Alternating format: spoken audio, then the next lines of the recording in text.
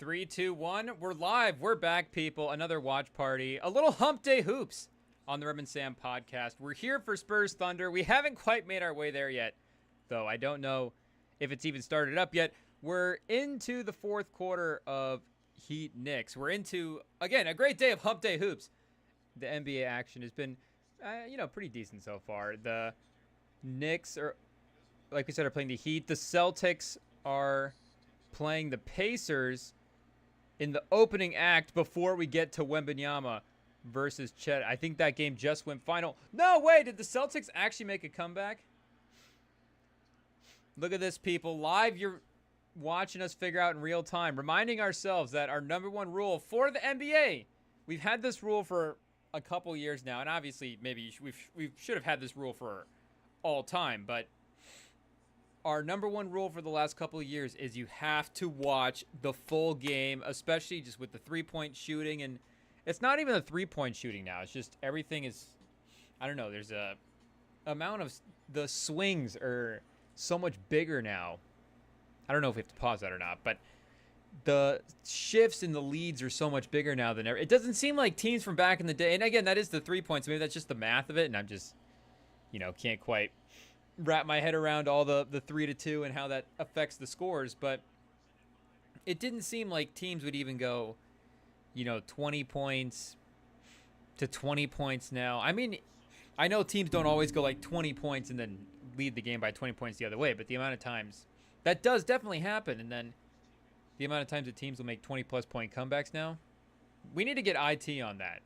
The amount of 20-plus, I guess the problem is the team that gave up the big lead could probably still end up winning the game, and that it doesn't actually count as, coming back to win. But the amount of time teams have closed the gap or even gotten it within within one shot, like 2 or 3 points from a 20-point lead. And I feel like, even from 15 years ago or even, 20 years ago, but like, 09, 010, somewhere in that range, I feel like that would have been like a 15-point lead, maybe 12. So maybe that did happen quite a bit.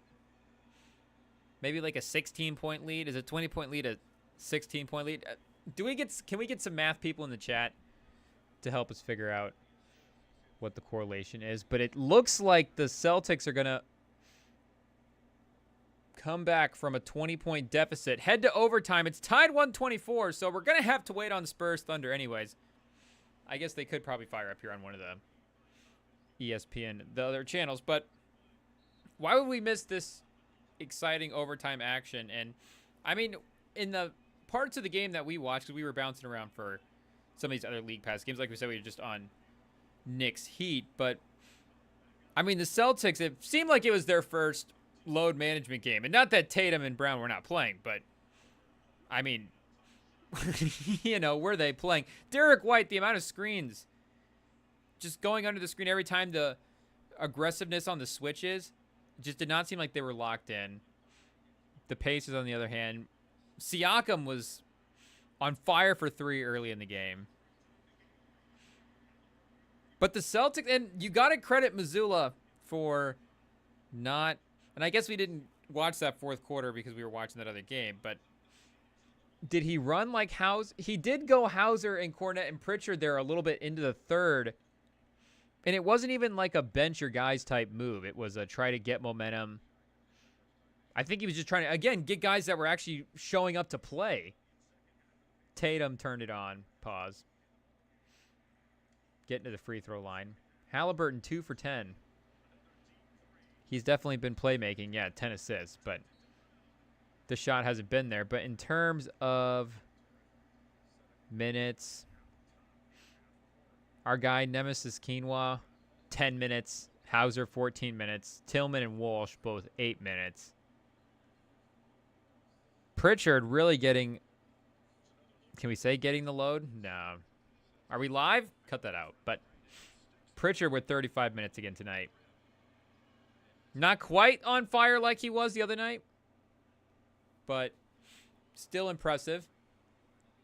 And I believe he had said that he was in favor of the league adapting the G League's heaving rule, which if you guys don't know, I don't know if you have to pause that either, but if you want to take like a half court or a full court shot at the end of a quarter, or I guess, at any point in the game, but really the only time that would make sense would be the end of the quarter, it wouldn't count as your field goal attempts, which is, I guess, a reason why these guys don't take them.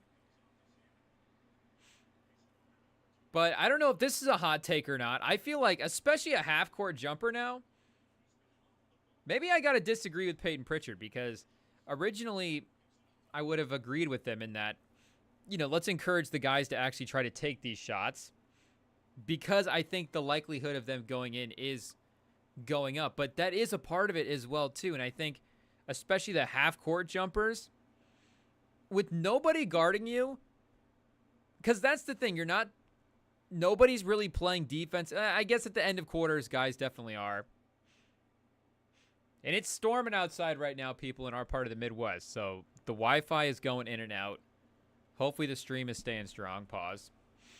But we may have problems bouncing around game, stream.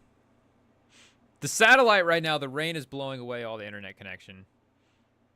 Elon Musk. Can we get some Starlink in the studio?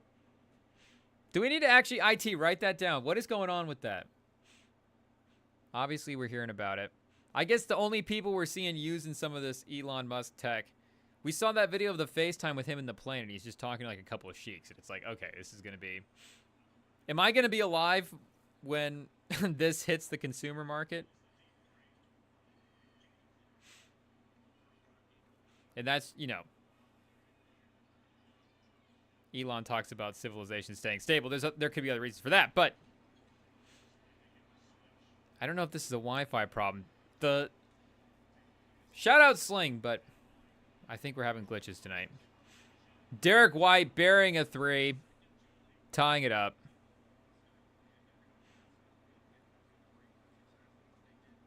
And no Turner as well, too, for the Pacers, so you definitely lose your big man, and that's with Horford, in a playoff series, which I guess the Pacers are out for revenge here. The Pacers lost to the Celtics. Don't forget the Pacers lost to the Celtics in the Eastern Conference Finals last year. The Pacers were probably watching the Celtics raise the banner going, that should have been us.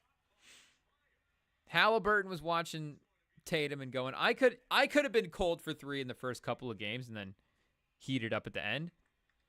That could have been me. Could the Pacers have beaten the Mavs in the finals? Oh, that would have been a terrible finals. The Rick Carlisle special? For once, I wasn't actually super... Well, I guess I do. Sam likes Tatum and Brown. I'm pro Tatum and Brown. IT, take that out. Are we live? But I do like Tatum and Brown. It's just, Boston's won a lot of titles, so...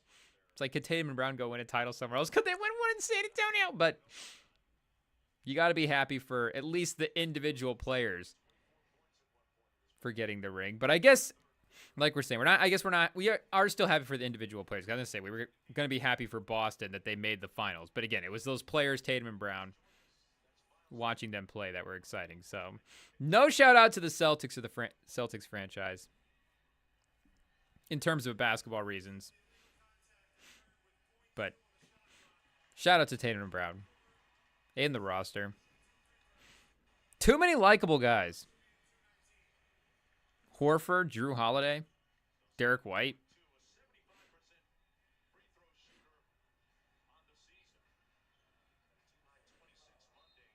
But where are the Pacers at in the mix to get back in the Eastern Conference Finals?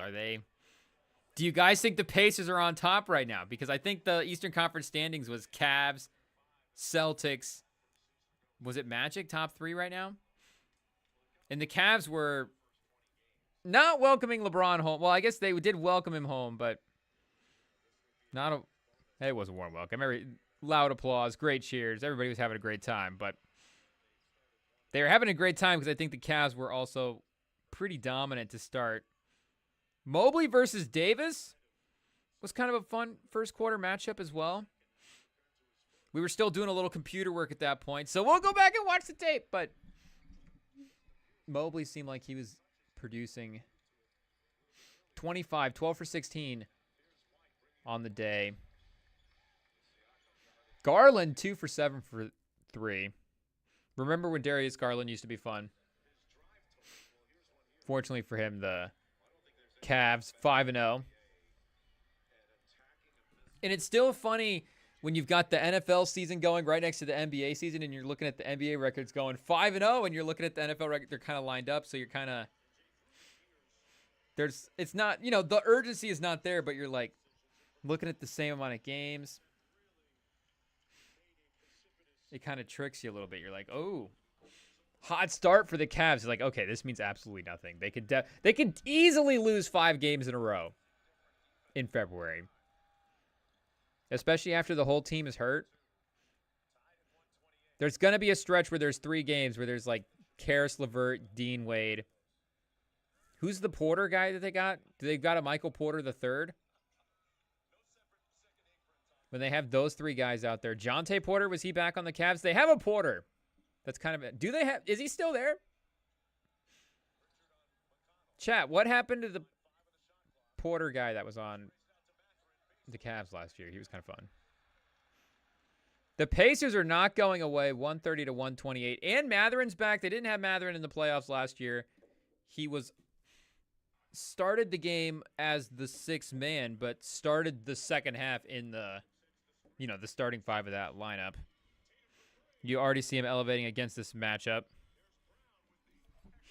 And again, with no Turner, I think Turner is a good matchup against the Celtics because of his floor spacing ability. But again, the Celtics don't really have, I guess they do have Porzingis. We're looking at this current roster right now. So once Porzingis comes back, they probably will need a little bit more size to, combat that Celtics front court. But even if Porzingis is out there, Siakam at the 5 is an interesting matchup because of the speed and just the speed in general, their ability to push the ball.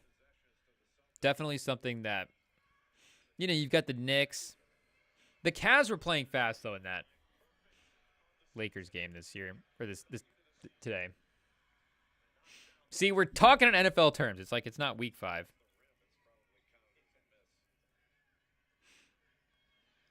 Pritchard trying to tie it up with 69 seconds. Tie game, 130. We've got McConnell, Halliburton, and Matherin all in the game at the same time for the Pacers. Toppin in the corner as the shooter next to Siakam. So I guess you've got shooting, next to Halliburton when he's making them. Matherin. McConnell's not really much of a three-point shooter. So you're leaving yourself out there with Siakam and Toppin. You get some athleticism. Toppin with the defensive play at the rim. Challenging Derek White, unfortunately. It's going to be a goaltend. They're going to count the basket for the Pacers. Or count the basket for the Celtics. Unfortunate for the Pacers. But Nembhard was the one that started and was benched for Matherin in the start of the second half. So we didn't really see him in much of that third quarter that we were watching there, and he hasn't really been active here in overtime. And I guess you couldn't run him next to McConnell and Matherin and Halliburton. You couldn't necessarily play those 4 guys together. That lineup would probably be a little too small. Even though, how big is Nembhard? Pause. I feel like we can't even follow through and look this up. We just need the never mind. Timeout by the Pacers. In the Celtics with the lead at 132 to 130, their first lead since way early, 13 to 12. Yeah, down 24 earlier in the game. So we might even, I feel like we could even stretch that number that we were saying earlier with the comebacks to 20, 25 points, maybe 23 to 24 is more in that range. But yeah, like, mid-20s. These teams are starting to just make these comebacks now every week like it's nothing. Yeah, that lineup definitely probably wouldn't be able to play against the Celtics too.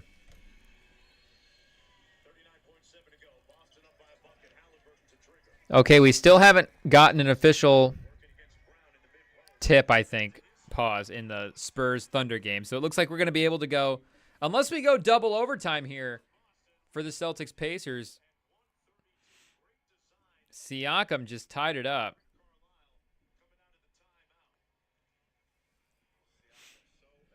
But make no mistake, we will leave this game very quickly to go watch Wemby. No, we won't. We're basketball journalists. We'll stay for the end of the game. Watch the whole game is the motto. We'll put it in our bio.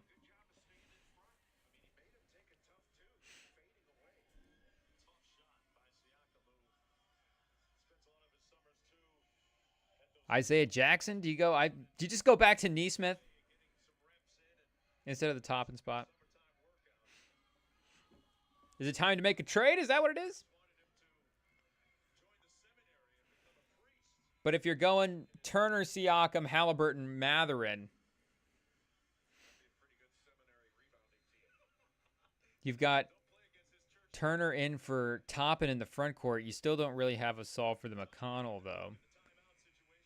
Getting that wing. I guess Ben Shepherd, they're subbing in Ben Shepherd. So if we get a big emergence from Ben Shepherd this year in the wing spot, is that what they're counting on?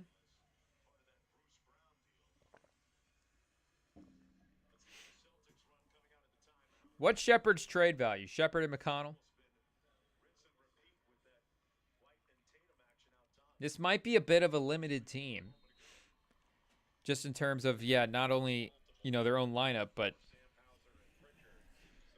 their ability to expand on it. Oh, Tatum shaking Siakam. Not able to convert the three-pointer, but a nasty move. Siakam very lucky. An audible groan from the Pacers fans as Celtics did it. Jump ball here with 27 seconds left. Carlisle's living, and he might get a tech here with 27 seconds. You got to be careful, buddy. You don't just want to start giving up free throws here. You can take down the undefeated Celtics.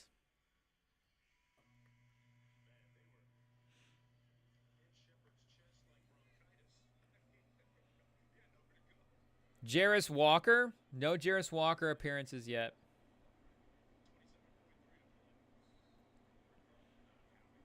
And they've got Furphy. Johnny Furphy out of Kansas. So not a ton of options at the wing.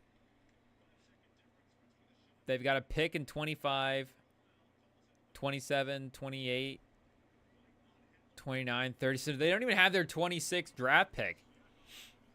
I guess they could start really trading out those future picks, but it would have to be for a real guy at that point. Especially, again, with the fact that it's not like, they have Mathurin. Oh, big three for the Pacers. Siakam again. Maybe another first-team All-Eastern Conference guy watch here early in the season. Let's take a quick look at the Siakam numbers. And especially with some of Halliburton's shooting performances this year. And I mean, he's 20 and 10, but he might be just at that 20-point range. It's the combination of the playmaking. Oh, and Furphy was questionable for tonight's game.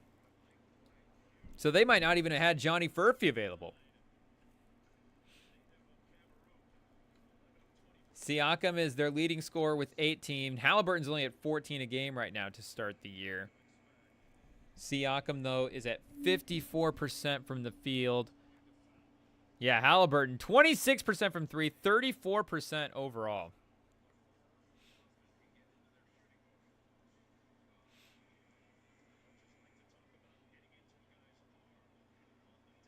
And this is kind of right in range with what Siakam did last year when he was traded to the Pacers. He was up over 50% in Toronto as well, too, he's been, high 40s the last couple of years in Toronto. But last season, in the 39 games before he got traded, he was at 52%. Went up to about 55% in the 41 games he played with Indiana, and then it's back at 54.5% right now. Celtics with the wild miss.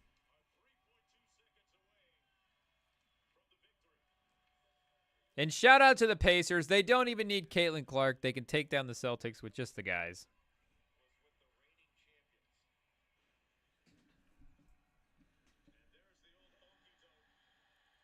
Okay, the game went final. Let's get to San Antonio. The Celtics didn't even show up for the night. Everybody's taking the night off tonight. Celtics are off tonight. I don't know. Jay Billis is calling the Celtics game. Can somebody chat? Why is Jay Billis calling the game? Obviously, we love Jay Billis, but how bad have these budget cuts gotten for ESPN? They just said, Jay Billis is just going to do all the games? I guess college basketball hasn't quite started up yet. It has to have by now. This is how we should... Sorry, chat. We're not locked in on college basketball to start the season. Let's go to the Michigan right now. Dusty May? Michigan first-year coach taking over for Juwan Howard.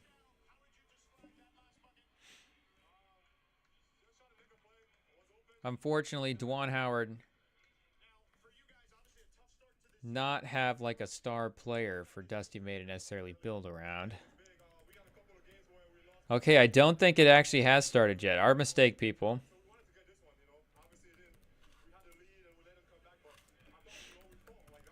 I just haven't been paying attention to the Michigan offseason. I don't even know what their recruiting is like. Okay, so November 4th, they kick off their season. So we got a week away. A couple of really important dates next week. What's going on next week? We've got, what, the start of college basketball? NFL trade deadline next Tuesday? I mean, what could be bigger than the trade deadline next Tuesday? We might be live during the trade deadline just covering trades, talking about the biggest news in America. The NFL trade deadline. It'll be a game against Cleveland State for Michigan basketball on November 4th. And then Wake Forest that following Sunday, TCU that Friday. So, yeah, November will be officially the start here of the college basketball season. As we enter San Antonio, OKC, it's a 10-point game.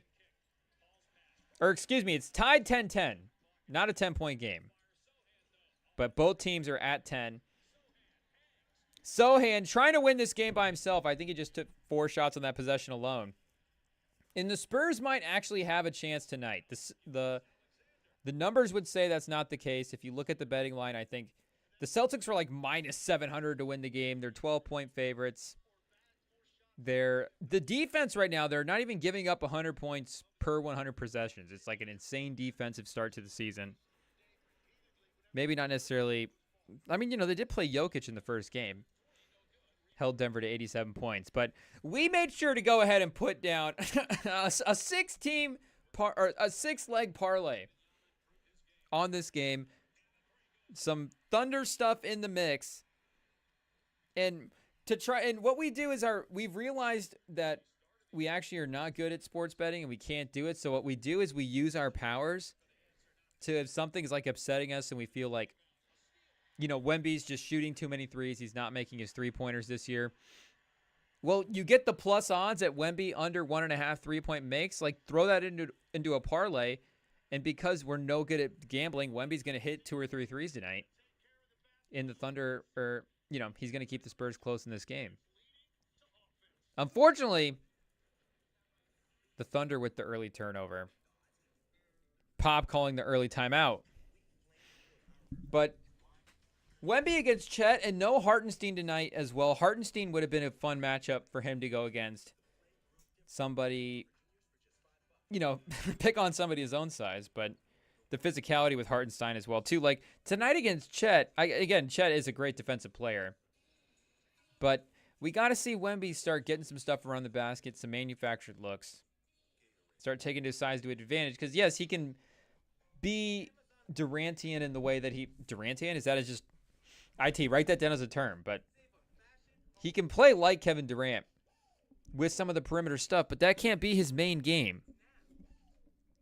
He's not supposed to be Kevin Durant. He's supposed to be his own guy, but he can take elements from all these other guys. And when the moment's right, he can definitely go to that perimeter stuff, but he's not a perimeter player. And I think he's shooting 20%, mid-20s right now for the three-point range.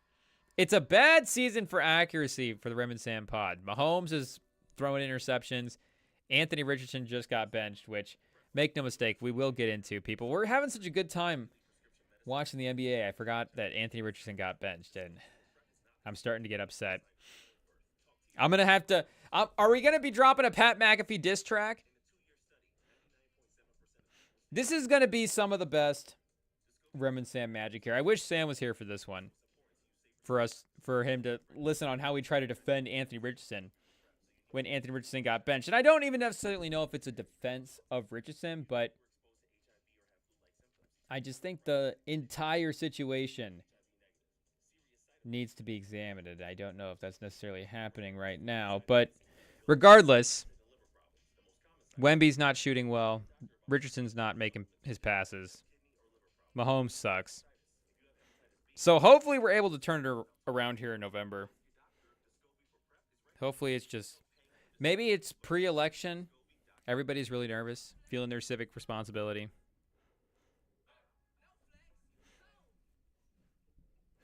Do we need to track that, Anthony Richardson's completion percentage after the election?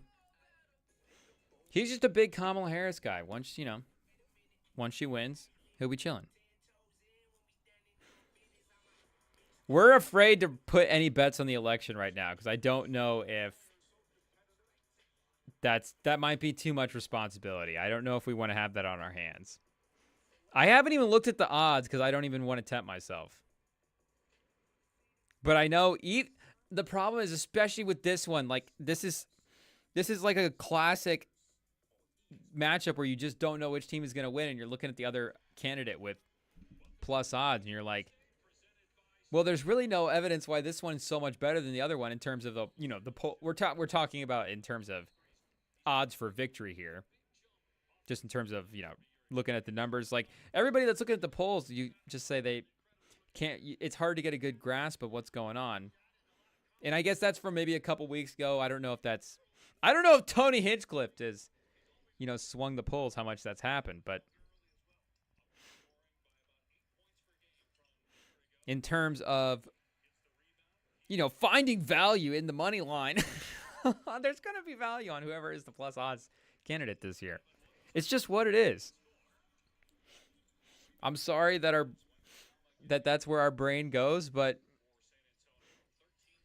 I can't even help it. It's just one of the first things that you think of. So I'm not even going to give it a goog and see what's going on.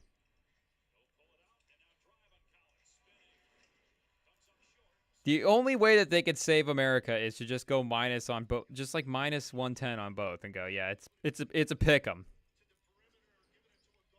Go minus 130 day of on one of them if somebody's feeling really good, but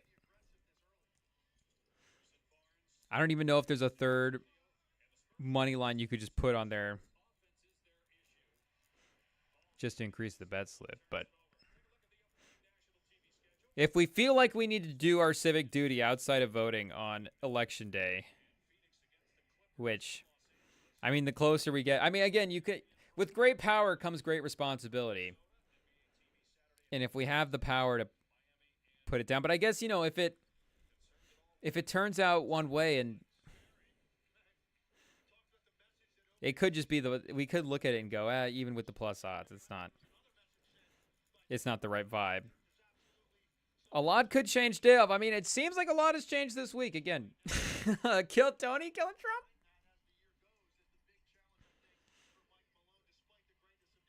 Okay, these are the tough minutes. The Zach Collins minutes for San Antonio.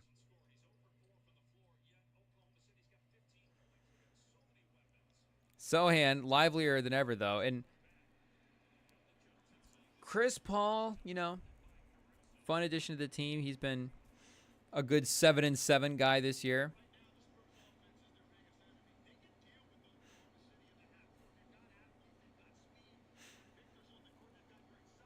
I'd be okay with a little more. I guess Harrison Barnes is like fourth in this team in minutes, though.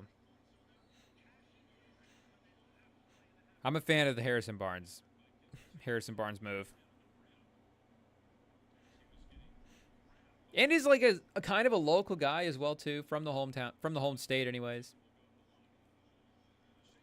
You gotta love the Iowa guys, you know, the home state Iowa guys. And some of them do obviously become Hawkeyes, as it is the prominent school, but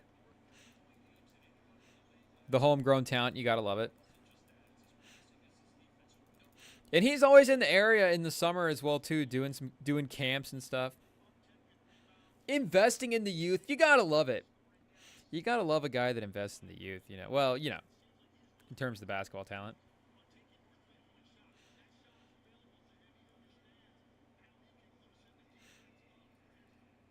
We got Wesley and Castle. That backcourt's been getting quite a bit of run.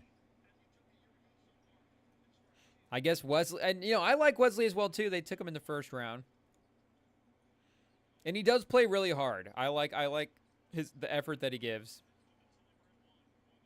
Bit of a shot taker though, that three right there. If we could like merge him and Cam Thomas together somehow. Oh, Shea. He's been like, I think he's been taking a little bit more this year because, again, we were looking at the odds for this parlay, trying to figure out how to help the Spurs. And Shea, on the three-pointers, to hit like 2 or more, was like minus 200. It was like, you know, the FanDuel was saying it was automatic. And last year, you know, I feel like he would have been, if he makes 2 threes in a game, Shea's such a great shot taker that you're not necessarily shocked, but it wasn't how he was playing. But I think he's taking a little bit more this year as well. He was shooting better at the end of last year. Yeah, he was 35% last year, you know, not bad, but only taking 3.5 threes a game. He was making just under 1.5. And this year he's taken over 7.5 threes through the first 3 games of the season a game. 2.3 makes per game this season. So he's down in percentage to 30% from 3, but you can tell he's trying to make it more part of a game. And the team is just so much more talented around him as too. I guess, you know, same guys, but you've got everybody taking a step forward. Chet has been really great offensively to start the season. And just exercising that part of his game as well too. Like, I mean, Shea's such a great player that when he goes into that, and not that he's not in that bag from last year, but when he just is like, okay, now I'm actually going to do my thing, which I think it was his breakout year last year. That team was overachieving. It was seeing how far you can take it. I mean, it's commitment to just doing what's working at that point. And I think at this is when you're a great player, this is what you want to see. You want to see him say, hey, I'm going to try to expand my game early in the season in these moments. They've got Sohan on him right now, and he's taking Sohan off the dribble for 3. It rims out right there. Good defense from Sohan. But, yeah, first quarter of the 4th game of the season for the Thunder. Even if that's early in the shot clock, you know, they're up 7 as well. You know, Zach Collins, no Wemby in the game. Zach Collins is in the game. The Spurs offense is not really doing much, so. If anything, it proves, I mean, he's taking another 3. I mean, this is almost disrespectful at this point. Yeah, Tim Legler's talking about it on the broadcast right now as well. And you know Tim Legler's always lusting after a guy trying to take threes. I don't know if you could call Shea a three-point shooter yet, but he's making the effort. Man, Dort might be as thick as Wemby. And he's what, like 5'9"? Nah, he's 6'5".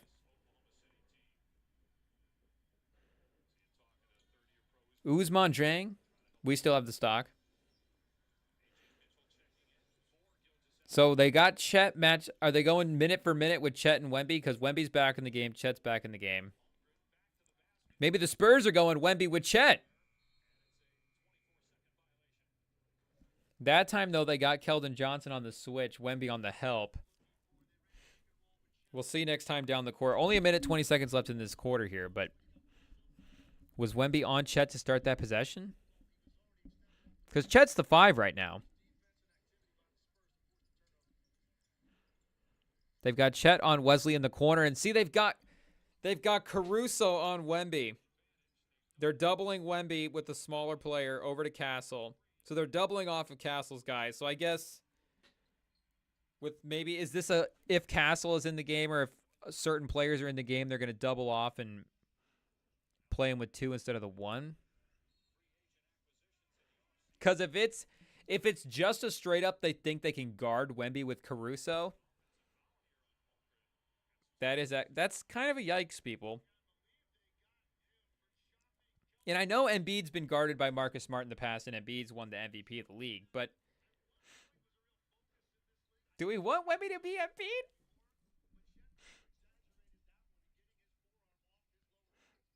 So they, again, are going with Caruso. And you've got Castle, Wesley, Branham, and Keldon Johnson in the game around him. So it's not necessarily a lineup that you would call a three-point shooting lineup. Especially Keldon Johnson this year he's hit like 2 threes on the season. He's shooting in the teens.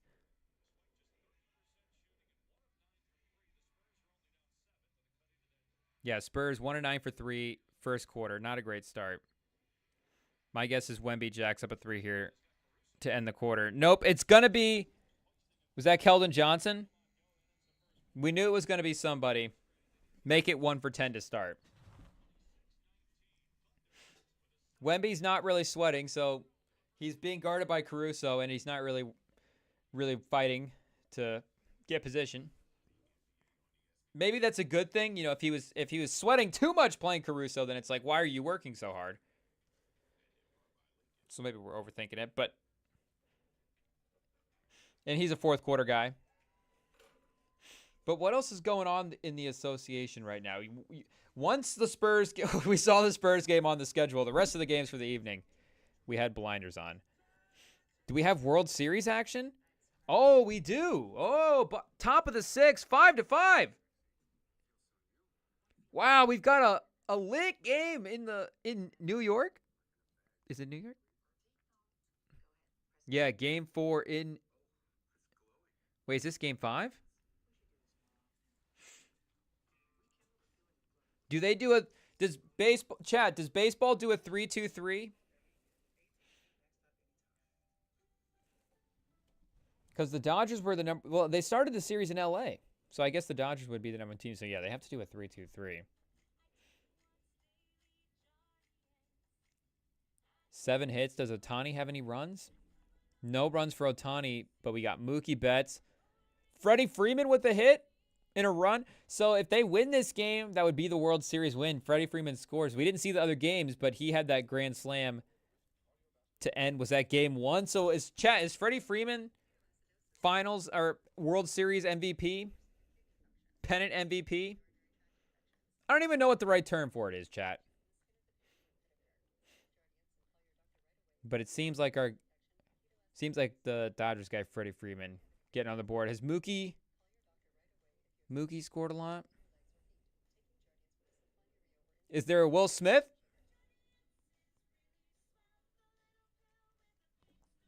Otherwise, I guess the Yankees could take it to 3-2. We've got Soto, Chisholm, Volpe.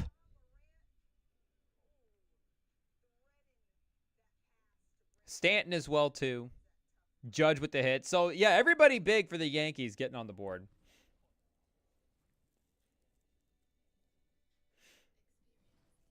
Including Chisholm, who I feel like he might be good as well, too. I was just talking to somebody about the Yankees. Did they bring up Chisholm? Why did I feel like I heard somebody bring his name up. Maybe he scored as well, too, in one of those early games. Rizzo. Shout out to 2016 Cubs. Also a Jacksonville State versus Liberty. Some heated rivalries in college basketball. But we've got the Bulls and the Magic. 3 minutes left in the fourth. That we know the Chicago's in the blackout. Are we going to have to tap in?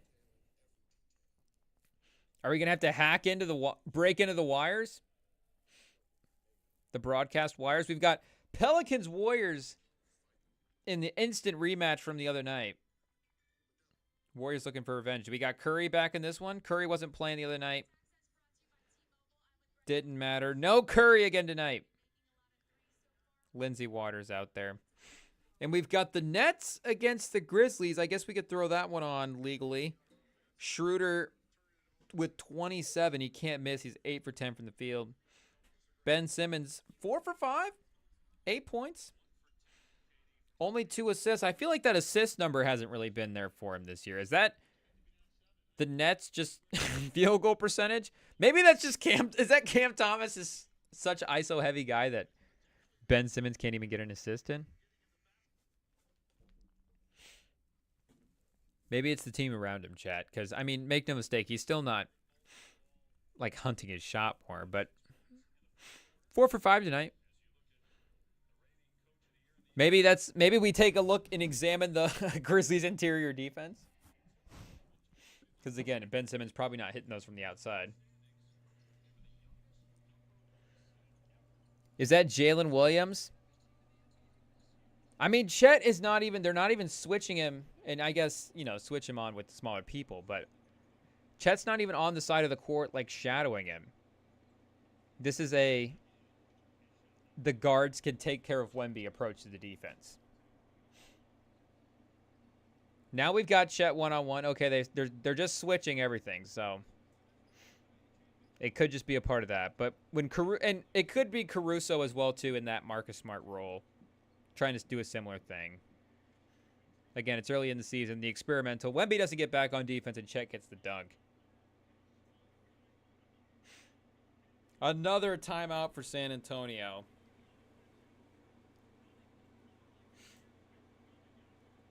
We're just going to be in a ranty mood here in a second. We're going to be talking about Richardson. The Spurs are going to be getting dominated by the Thunder. It's going to turn into an ugly night here quick on the Rem and Sam pod. Rem and Sam late night? Thank goodness for the little bit of an early start for the league. What a move. I don't know if they saw that we were doing the lives and threw us a bone, but pause. But as you guys know, we could still be waiting on the start. Typically we get like a 9:30 Central start on that late game. Maybe, 9:15, but shout out to the league. Making sure we can still sneak in a decent bedtime.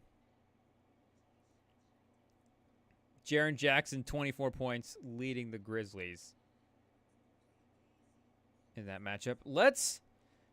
We're going to have to put the Spurs in timeout. Let's see if we still have time, too. There was only 3 minutes left when we saw that a couple of minutes ago. Let's see what's going on in that Bulls Magic game. That was a 1-point game. Paolo. Do we need some big Paolo plays? Do the Bulls wish they had Caruso back?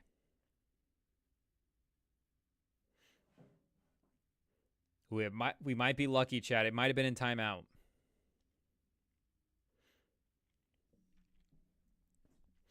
We may be able to get to this one with the full 3 minutes.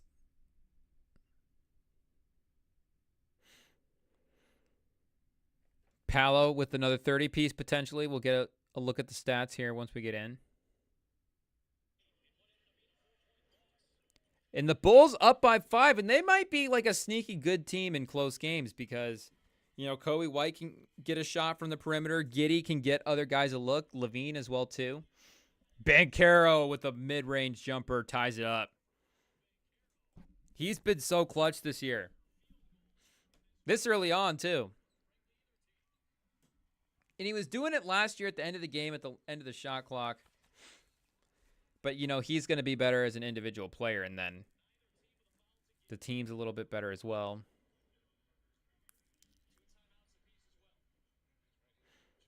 Bringing in KCP.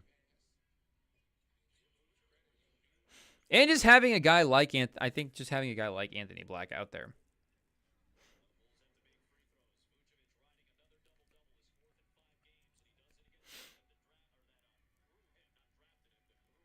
How does a team take, and you know we're pro Jet Howard. He might as well be Jeff Howard at this point. He'd be getting as many minutes in a game as a Jeff Howard. But how do you take Anthony Black and Jet Howard in the same round?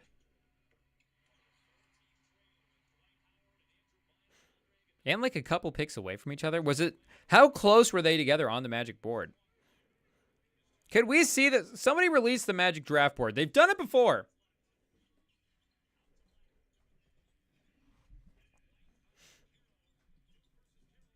And you get Black and Suggs both back there. The defensive potential from that. Banchero trying to draw the foul. Doesn't happen. So we're going to get an open Levine 3 on the other end. Is it an offensive foul? They make up for the no call with Banchero for the moving screen. The refs do that. Chicago fans are livid. Oh, that was a pretty... You know, it was an effective move by Vooch. Levine was wide open, but that might have been a good call. KCP misses the open 3 on the other end. Unfortunately, we've got some other kind of graphics covering up the time. We don't see what we've got, but the Bulls are up to... Oh, we can see the clock here. 1:30 left on the stanchion. Oh, geez. The feds are after us. It's okay, people. We can outsmart the feds.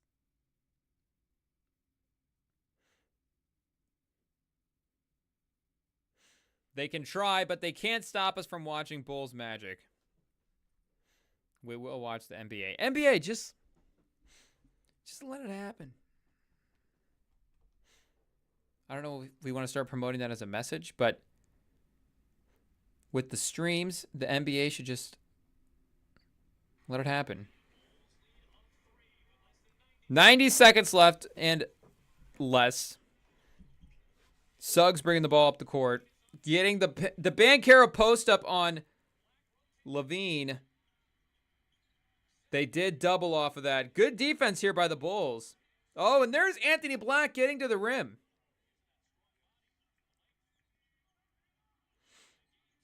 And that was good defense as well. That was just him attacking. He got a little bit of a smaller defender on him. And again, he is, you know, a bigger guard for his position. And Giddey has gotten, he got Levine a good look for 3 on that last possession, even though it was called, I guess Vooch got Levine a good look for 3. And he found Pat Williams there as well. So Magic down 4. Isaac with a brick 3. In Chicago. The feisty Bulls. The Bulls might be a playoff team, play-in team this year. I think I might just start using, well, you know, I feel like it's kind of interchangeable. I feel like playoff, play-in. I mean, the play-in is a playoff game, and you're playing for the playoffs at that point. So it's just like, in general terms, I get maybe in terms of a team-building concept, in terms of goals, maybe you'd clarify a little bit and go, playoff versus play in. But regardless, if you're in that competitive, especially like a team like the Bulls, the fact that they actually could be a playoff team with the roster that they have, and it would be them overachieving in general, but with the setup of a couple extra spots, it just makes it a little more optimistic. Is it just false hope? They've just given false hope to the 10 seed going forward.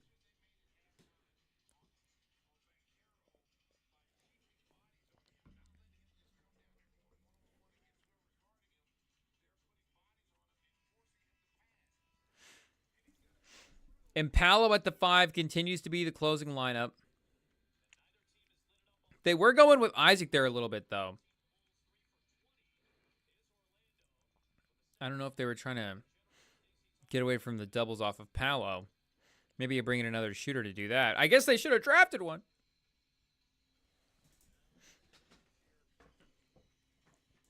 Look at this. So much fun when you're not watching your own team just fail at trying to build a contender.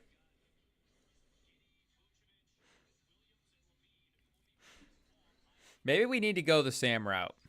Of course we won't. We never will. I don't even know if we can say that live, but sometimes.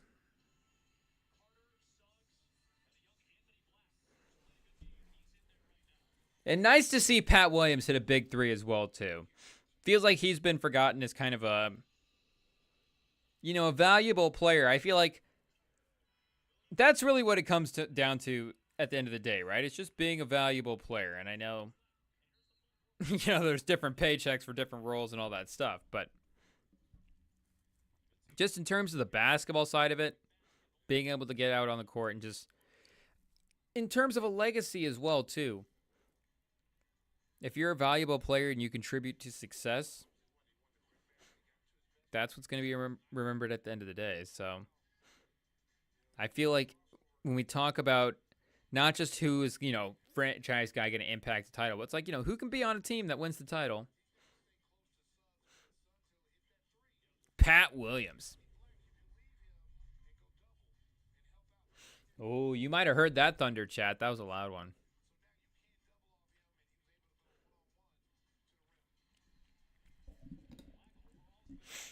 And no Mo as well.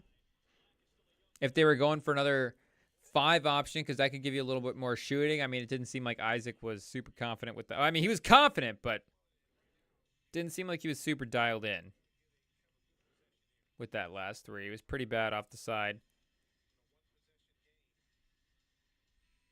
Is that Angel Reese? Do we have Angel Reese in attendance?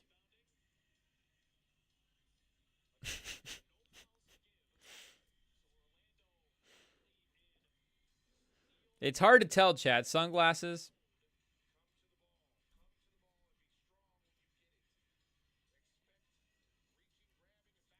Is Pat Williams, is his game better than we thought? I guess this is Bulls. Okay. They are playing in Chicago, so it would be. I guess for some reason I was thinking they were playing in Orlando, but I was thinking, why would Angel Reese be at a Magic game? Hopefully there's no, no rumors that we were missing out on.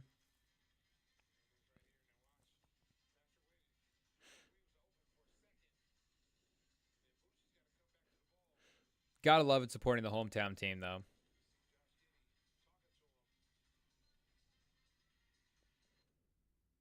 Oh, come on. It's this game's basically over, Feds. With like 20 seconds left, isn't it basically the game's you've lost. It's like we've all seen the game. Just let the last 20 seconds play out.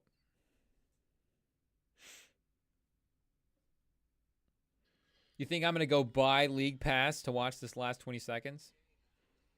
I guess we already have. It's not even buying League Pass. It's Feds, we're trying to do the right thing. It's the NBA is doing this to us. We're oppressed non-cable people.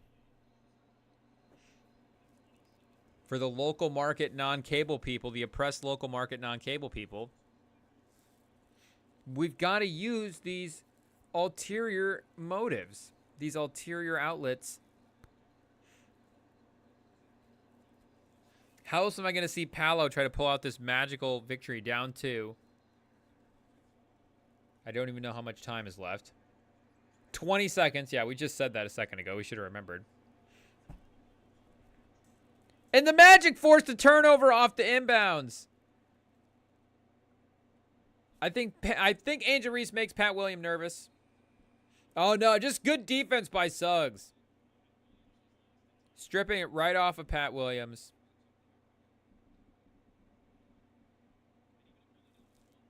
This might be I have confidence in Paolo here, people. Obviously, I don't know if he'll make this, but if I was a Magic fan, I'd feel pretty good down to. I mean, obviously, you're feeling good just with the start of the season being at the top of the Eastern Conference and, going 3-2. I'm sure with this point in the season, the standings will bounce around, teams will move around. But, if everything continues, you're on pace to have a really good season here. But Paolo, man. And the double on Suggs almost works. He went to Harris in the corner. Kobe White knocks it out. And they doubled almost off of Powell there, so he kind of had him at the top of the key. I feel like he could have made that pass. This time they just get the inbound straight to him. Paolo gives it up to Suggs. He's going to let Suggs go to work on Dosunmu. Oh, he almost got that. I don't know if you can be mad at that look if you're a Magic fan. Suggs maybe being in his own bag, trying to go one-on-one, get a shot off, versus Paolo in general. You know, anybody on the team versus Paolo is not what you want. Do you want Suggs doing that? I guess if it's not Franz. No Franz tonight?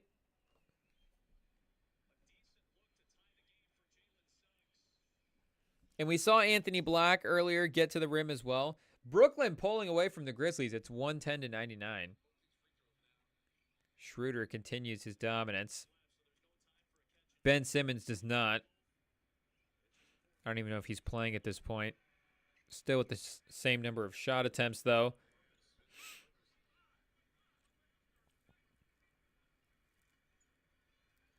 Franz, 23 minutes. Did he get hurt?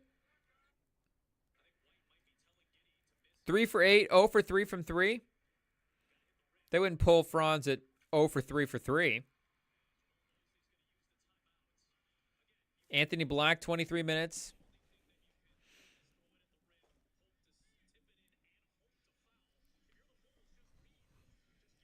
I mean, he was in the starting lineup, so I don't think they're out on Franz at this point. Kobe White with 21, leading the Bulls. Josh Giddey with 20, 11, and 5.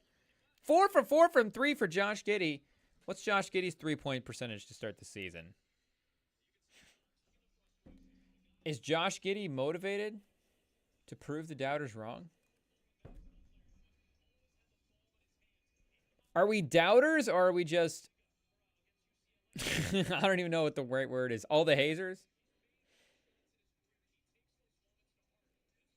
He's 46% from 3 to start. He's making about 1.5 on just under 3.5 attempts per game. Let's pull the total up here. He's 6 for 13 through 4 games.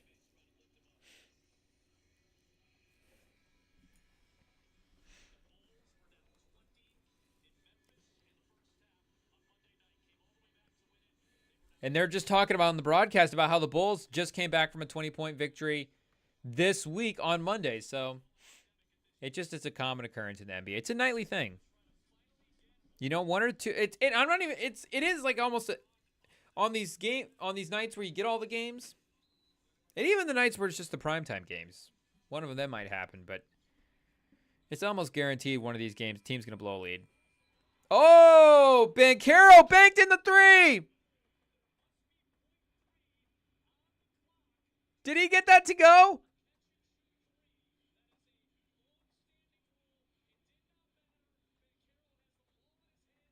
Oh, he didn't have the ball in his hand. He still had it in his hands. Pause. There wasn't enough time to get the shot off, but he made the three-pointer. He would have made that would have tied the game.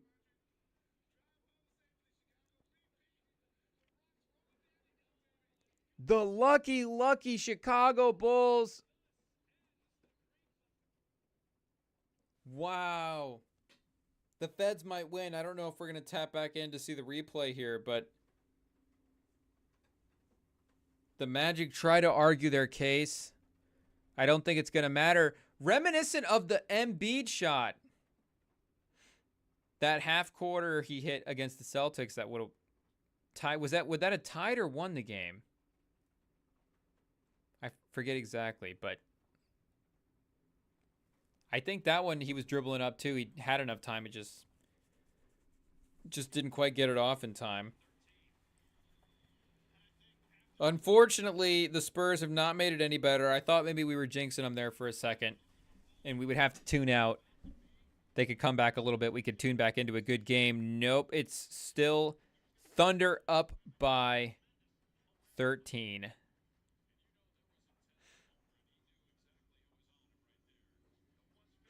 Billy Bucket somewhere smiling, knowing that this is terrible for us. Chris Paul for 3. Come on, Chris Paul. We don't want Billy Buckets talking crap to us later about how the Thunder might win the title. About how Wemby might request a trade to his team. He's going to start sending us all the bench players. He might trade us for... Sam Presti might trade us for Wembanyama. He's going to buy us a Aaron Wiggins... Buy us some jersey and duct tape Aaron Wiggins' name to it. Can he just, like, buy us jerseys of, like, anonymous first-round picks? And just say, hey, when the guys that you get for when you trade Wembanyama to my team, you can just put their name on there.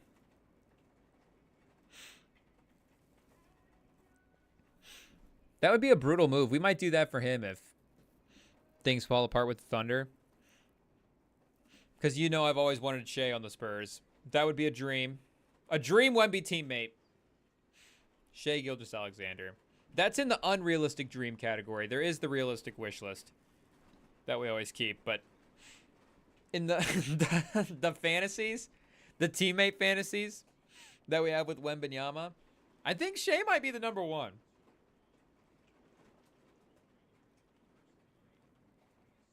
I mean, second in MVP voting last year. I guess Jokic probably should be number 1, but it would just be the guard big man combo too. That's such an iconic thing for NBA history. I guess for San Antonio, the Twin Towers. A Wemby Jokic Twin Towers would be a good way to carry on the lineage. From Robinson to Duncan to Wemby to Jokic.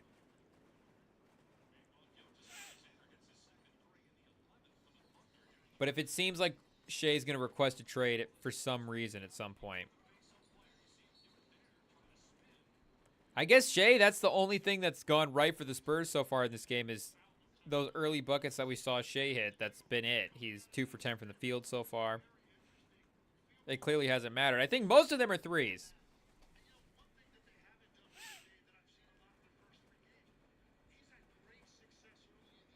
And it's funny that still even a guy like Shea, which maybe it makes you give, you know, DeMar DeRozan, you know, like cut him a little bit slack. Because I think people even think, well, not even think, like people do think that Shea, and I think Shea second in MVP voting, like DeMar was never first team All-NBA. So Shea has already, you know, kind of achieved more, at least achieved a higher level status-wise than DeMar did. So people definitely think his upside is higher than DeMar, and I think correlated to that his capability from a shot-making standpoint. Like I think people would be more confident in Shea taking threes over DeMar. But I mean, you know, he's constantly 30% in his career. He's, I think, even gotten some good looks and just, you know, it's a skill set you got to work on. So a 14-point game. Chris Paul, he's cooking here a little bit in the second. Getting into his spots. The best thing about the fact that Caruso's on Wemby is Caruso's not on Chris Paul. But you still got all the length, the athleticism. There really is no bad defenders on the Thunder. At least when they go their main lineup. But really just in general, too. Jalen Williams with just a silky smooth 3 right in Chris Paul's face.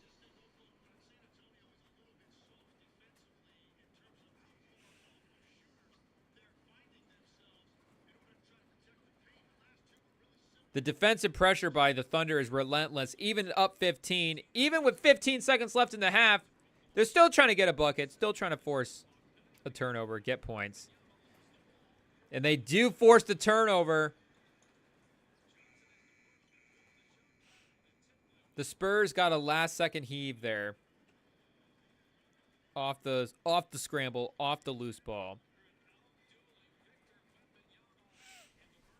Oh, man, and Mark Jones just said, Chet Holmgren out-dueling Victor Wembanyama. So let's get a little stat update here. Sohan, yeah, leading the team in scoring, 4 for 10 from the field. Not necessarily the most efficient night, but Wemby is 1 for 5 from the field with 6 points. He is 0 for 3 from 3, so he's taken 2 shots that are not three-pointers. Chet, on the other hand, is 15 points, 6 of 9 from the field. This is crazy, people. And it's not even the Chet outplaying, having better stats than Wemby, or again, Wemby's strong. It's not the numbers. It's not that. It's Wemby's approach. It's the Spurs' usage of him. And it's the fact that you can see when it's being done proper on the other side, like in Oklahoma City, what can happen with a young superstar like Chet Holmgren. And again, his supporting cast is better. He was even in the NBA for an extra offseason, even though he was hurt and didn't get to play, and he lost his rookie season. So he has some advantages, but regardless, I mean, Wemby's got Caruso on him. He should have 2 buckets right there. Bam, bam. Right over the top. Get down and hook shot. I mean, Wemby should just be able to, I know he's still a human being, but he should be able to just, turn and dunk on Caruso. Come on. What are we doing here? This is not good. Do we need to see if we can get over to San Antonio real quick and get Pop a message? Let's take a quick timeout. Halftime timeout. Let's see if we can get Pop on the phone and tell him about. Just see if we can get Wemby going to the basket. See what's going on. See if we can get this fixed. We'll be right back, people. We've got to go save the Spurs.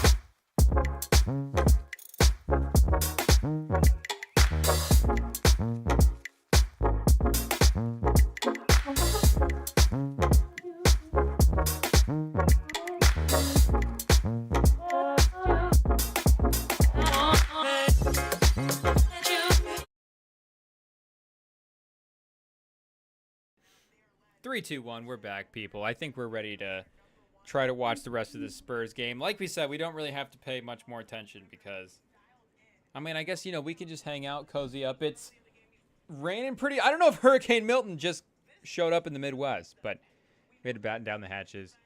And I think we are good to go. They just showed a replay of Chet blocking a Wembenyama lob attempt. I'm glad we tuned out and weren't here to see that.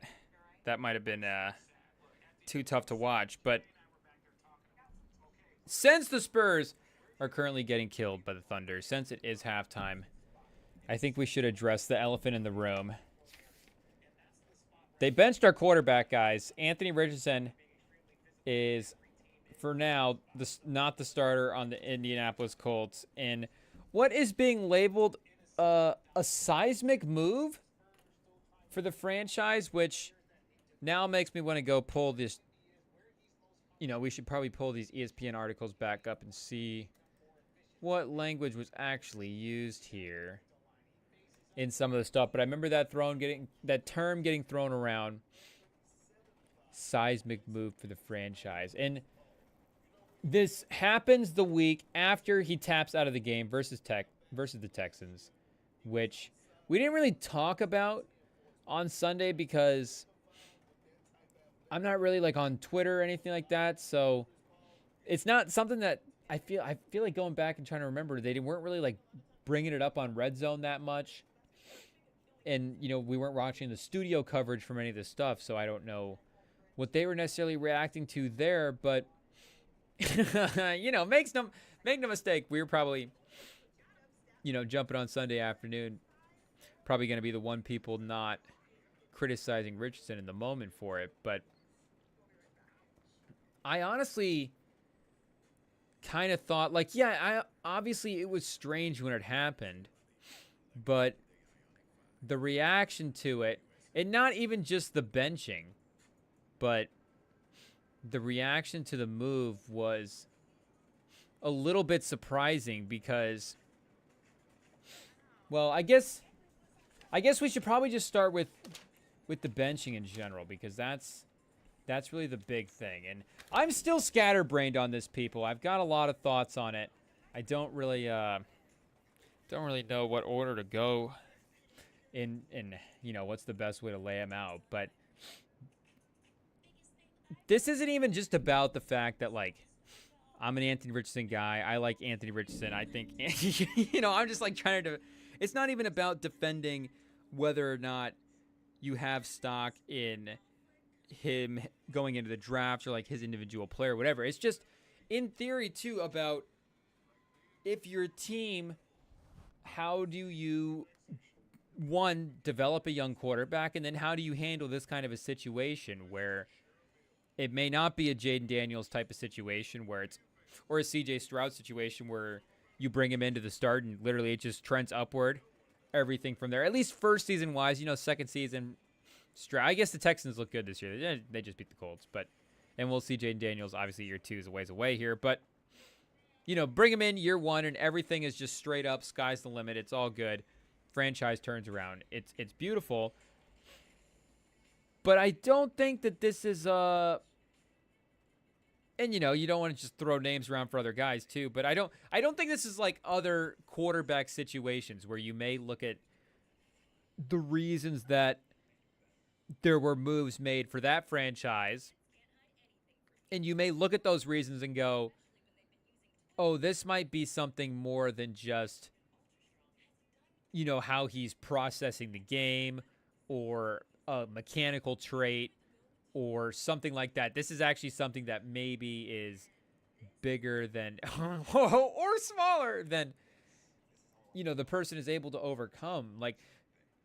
Richardson is still a guy that is a talented quarterback, obviously, but I still think that the man has shown stuff where you go, in the right situation, this guy can be an impactful quarterback. The problem is we're entering the stages like we were fearing where, McAfee, when he was saying I think most of the things he was saying, obviously, he's a smart football guy. Most of the things that he was saying about the Richardson things were spot on. And, they were definitely emphasizing the youth and the maturity of it. And he's the youngest quarterback in the league. And I think a lot of the stuff that has happened with Richardson is maturity. And I don't even mean maturity in a bad way. I think there's like football maturity as well, too, with just him processing stuff and seeing stuff. It's like everything, everything for Richardson, and experience is going to be beneficial for everything. But I don't necessarily know if he was handling everything in an immature way either. But I think that if he needs to be more mature, I think failure is a great part of that.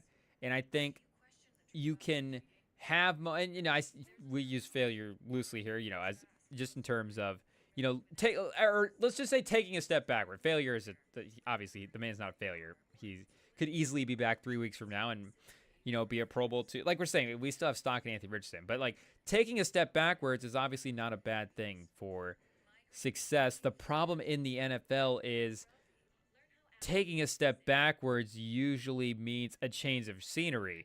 And if we're again talking about Anthony Richardson, the player, which is a part of this, and I still, even if he's not on the Colts, I'll always think that Anthony Richardson will have a chance. I will be the guy that will never give up on Anthony Richardson. But he is on the Colts, and I still think that the man has a ton of potential. So I still want to see him have that potential on the Colts. But again, with the taking a step backwards, there's always a change. There's usually a change of scenery involved. So how are you able to balance this? How are you able to work through the taking a step backwards, but then not having to totally lose everything and pivot and change? Because if things go south again, maybe it's not Richardson you make the change, it's Steichen that maybe it's in the coach or another spot, but then those guys are going to start making moves to try to be beneficial for that. And I think that's what you're seeing here with this Richardson move. And again, a lot of people are pointing to the tap out thing and what that shows where he's at, again, with the maturity standpoint. But when I was watching that, I kind of just thought oh yeah, I guess this is just 2024 now with these players. I don't think you could expect every guy to just take a mental health break for every play. But if you go through the sequence of plays that, just led to that, where he said he was tired for one, but I don't even know if it was just a conditioning thing at that point in the game. He had a lot of moments where, and we had talked about this on Sunday as well too, but it wasn't just that he was being inaccurate. There was just a lot of things going wrong on a lot of these pass attempts that were resulting in these incompletions. And we're not just making excuses for him. Make no mistake. I mean, the man definitely threw some inaccurate passes here, but there was definitely a handful of drops. The first pass of the game was this little 12-yard out route to the sideline to Pittman, and Pittman just dropped it. And then they came back the next play. They did a screen pass to Taylor, which completion, Taylor picked up the yardage, and then set up the screen again on the next play. But this time it was a jump ball down the sideline to Mo Alley Cox. He had leaked out the sideline instead of blocking. And the cornerback just made a play, broke up the pass. And again, it was setting up the screen and then countering off of that. So really on that play, it's a little predetermined. Yeah, could he have made a read? Maybe it just gone to the screen, whatever. But, that's kind of maybe the only option on that play. And, you could go back and look, and I think there was another route. And again, maybe that screen was there, so maybe he has other outlets. But it's not that was necessarily him throwing an erratic pass and just being all over the place, which is another part of the narrative as well, too. It's not that he's missing passes and just being inaccurate. It's which there has been some wild throws, obviously, but there's this, he's just the most inaccurate quarterback that has ever played. And again, you go through this game and you go, okay, again, Pittman drops that pass. You go, he's a jump ball down the sideline that's broken up. The next play, is a play where he probably forced the pass into coverage to Downs a little bit, but that play as well too on the next pass after that Mo Alley Cox throw down the sideline. It's kind of that like curl concept-y type thing, and we don't really know the proper football term. So if real football people in the chat could tell us we're wrong, then I mean absolutely. But kind of that same play that they ran where he threw that pick at the end of the game, and on this play earlier, Pittman kind of goes underneath where Downs is at on the curl route and kind of brings the defender over into Downs a little bit. So the spacing is almost a little off on that route. And again, we're not just like coming in here with generational excuses for Anthony Richardson, but I think you have to look at all angles of this as just the man is not just a 44% throwing passes all over the place, airmailing passes on every single pass type of thing, and just hopelessly, kind of to the point where you think you need to make a change as a franchise. But then after that pass where you're like, okay, yeah, maybe that was a force, he throws this just absolutely beautiful pass to Mitchell in the pylon for the end zone, and Mitchell it's out of bounds. Modern day, the cornerback can play that receiver out of bounds now, so the cornerback won the matchup there between the receiver. But I mean, he absolutely dropped it in the bucket, and it was a beautiful throw. So you go, okay, that possession there, I don't know if he was necessarily inaccurate on any of the passes. He had some incompletions. I don't know if he was inaccurate in a way. So, I get we're trying to be a competitive team here, but we're trying to look at this from all angles. And on the next drive, he gets pressured. He is still able to get the throw off, even with the defense draped on him. The pass is a little behind the receiver, so the cornerback is able to make the play on it. But again, the defense is draped all over him, and he's still able to get that pass off. I don't know how many guys necessarily are able to do that. And then the next pass is, again, pressured, but he does throw this one into the ground in the feet of the receiver. So you could, again, even blame, if we're just going to continue the excuse game here, we could blame Richardson for that one. Or we could, blame the pressure for that for making excuses. But if we're also, trying to be harsh as well, we could definitely say that was his, probably it could be his first really like inaccurate pass. And again, if we're being super harsh where you go, well, the jump ball's over here or whatever, but I think the receiver could have made a play on that jump ball as well too. It is a jump ball, so at the end of the day, it is a little like trusting your receiver to win the possession as much as it is you're trusting the quarterback to make the throw. Oh, the Thunder have stretched the lead 20. Oh man, did they score points during halftime? Don't know what happened. Did they count the points? Did they do like a fan contest to count the points? I think maybe it's not just all the Thunder scoring. Maybe there's something fishy up, but he gets that pressured inaccurate pass, and then the next possession is where he gets that second completion of the game. Because remember, up until this point, the only other completion is that screen.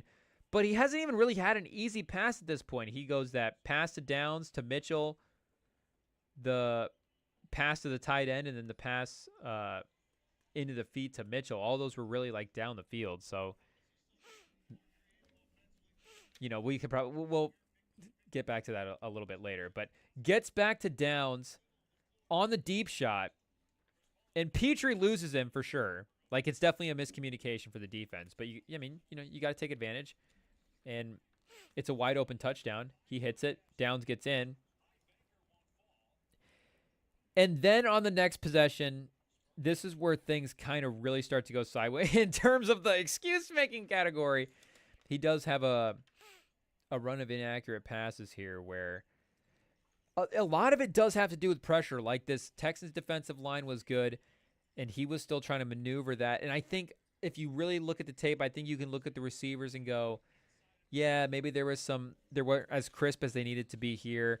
This one underthrow, he did have Pierce wide open for a touchdown if he was able to get to him. But again, he was stepping up because of pressure and just not quite able to get enough on it. And then sacked on the next drop back. And then his next possession here, I only have half of it written down, but I don't think the other half is going to talk you into Anthony Richardson, so it doesn't really matter. But he has a couple of completions in a row on the next possession before that's the one where he fumbles at the exchange point as well, which McAfee did bring up as another, a big moment in the game for sure that stalled the drive. But then the next drive, which is the other big important drive here, they go screen pass to Downs, completion, obviously. And Downs, I think, could have this was a good play call by Steichen, and Downs could have, I think, gotten some more yardage on this one, but Pierce was the solo receiver out blocking on the edge, and he really got pushed back into Downs while Downs was running and tripped him up. So it turned out to be a short yardage situation. He did have a dud throw on the next one, and then it would have been possession over, but the defense jumped off sides on the punt, so definitely gets a little bit fortunate there and takes advantage of it, which is important. And of course, the guy makes mistakes, but the only thing you can do is go out there and play better the next time. And I think they had a run for Richardson, then another couple of other run plays. I just wrote down the passes here that he threw that I was looking at, but then has a touchdown pass to Pierce where Pittman gets it called back because of an offensive pass interference. And it's a weird play because Pierce broke open maybe a little bit earlier, and then if Richardson had hit him a little bit earlier, maybe he doesn't get the pass interference, and it's actually a touchdown. But Richardson escapes the pressure, then gets back out there and actually hits Pierce for the touchdown, so it kind of works. And, Pittman probably shouldn't have been holding anyways. And he gets sacked on the next possession. So that was that first down? I didn't write down the downs. This is important. The Josh Downs, but I think that was on first down that play got called back. Let me see here. I think they had a false start there as well. Oh, no, that was second down. So, yeah, it was no play because they accepted it. So, yeah, then they replayed second down, and then he got sacked again on second down. That's what it was. But that would have been potentially his second touchdown of the day. That was just, barely off. That one was totally not his fault if you, count out the fact that he should have thrown it earlier. But outside of the penalty, not his fault. Should have been a touchdown. Then that other pass to Mitchell, on the pylon probably should have been a touchdown. Pittman had the drop earlier as well. You've got him getting pressured, getting passes off as well. He gets that pass off to the tight end under pressure. The quarterbacks have made a couple of great plays in breaking up some passes. So you just have all of these other factors as well, too, leading to the incompletions and leading to this lack of success. And then this touchdown is like the one time that it's like he's actually made a play, and Pittman, unfortunately, has the penalty. They replay the down. He gets sacked on this play. And this is the play where, it's listed as a sack here when he's on Pro Football Reference on the play-by-play. But I think he gets back to the line of gain. It's not like a big loss on that play. And that's the play where he's running around. And then the play after that is the play at which he taps out. And this is the play that obviously McAfee was talking about, tweeted about as well too. And the play that everybody else has been commenting about. And not just the play, but the move of subbing yourself out and the move of not being conditioned, of all these things. But I guess the main narrative is, how does he come back from this type of thing? And how do you win the team over? How do you do whatever? How do you do all this stuff? It's like, isn't Kareem Hunt playing football still? I'm pretty sure that Anthony Richardson would be able to come back and, be a productive player potentially because he tapped out of a football game. But Also, if you actually look at the moment at where it was, again, Pittman had just gotten the penalty, so not only do they lose the play, that's minus 10 yards, and then there's no yardage on the play because of the tackle by the defensive lineman on Richardson. So they're looking at 3rd and 23, and it's in the third quarter. They're down by 10, and it's not just 3rd and 23. It's really 3rd and 23 and goal. It's 3rd and 23 from the 23-yard line. Again, down by 10 in the third quarter. And the play that they call without Richardson is, and I don't know why I didn't write this down, but if I remember correctly, I think it was a dive, just like a run. I don't know if it was a halfback dive specifically, but it was a run of some kind. It could have been inside or outside, whatever. But they ran the ball. And Richardson may have even have known at that point that might have been a run play up next at that point, playing for the field goal. Because, again, down 10 in the third quarter in a goal-to-go situation, Steichen probably just going to take the points at that, when, especially in the goal-to-go with such a big yardage. It's not you're at the 23-yard line and it's 3rd and 2, and you could potentially keep going and get the touchdown. You either get the touchdown or you're looking at 4th down. And maybe knowing the situation, he knows that he can maybe do that in that situation, knowing that they're not going to utilize him in maybe the way that they would need to in a normal 3rd down situation. So, again, maybe I get the conditioning stuff for sure is a big concern. If, he's maybe not able to play all the snaps in the game, but how does the locker room look at a guy like this for subbing out of the game? And, the thing where, maybe, a guy like me just saying this means nothing is, you do get like Micah Parsons. I was seeing a clip of him saying that as well too, but also Parsons plays for another team. So I don't really trust anything he says. He's probably just trying to break the team up. I probably actually makes me trust Anthony Richardson because he's trying to get him off the team. He wants to break something up. He doesn't want to see the man succeed. He's just saying that, how does this man return to the league? But literally on the next drive for the Colts, the problem is also the Texans go down on the next drive, and then they score a field goal, so I think they go back up 10. So they're back up 2 scores.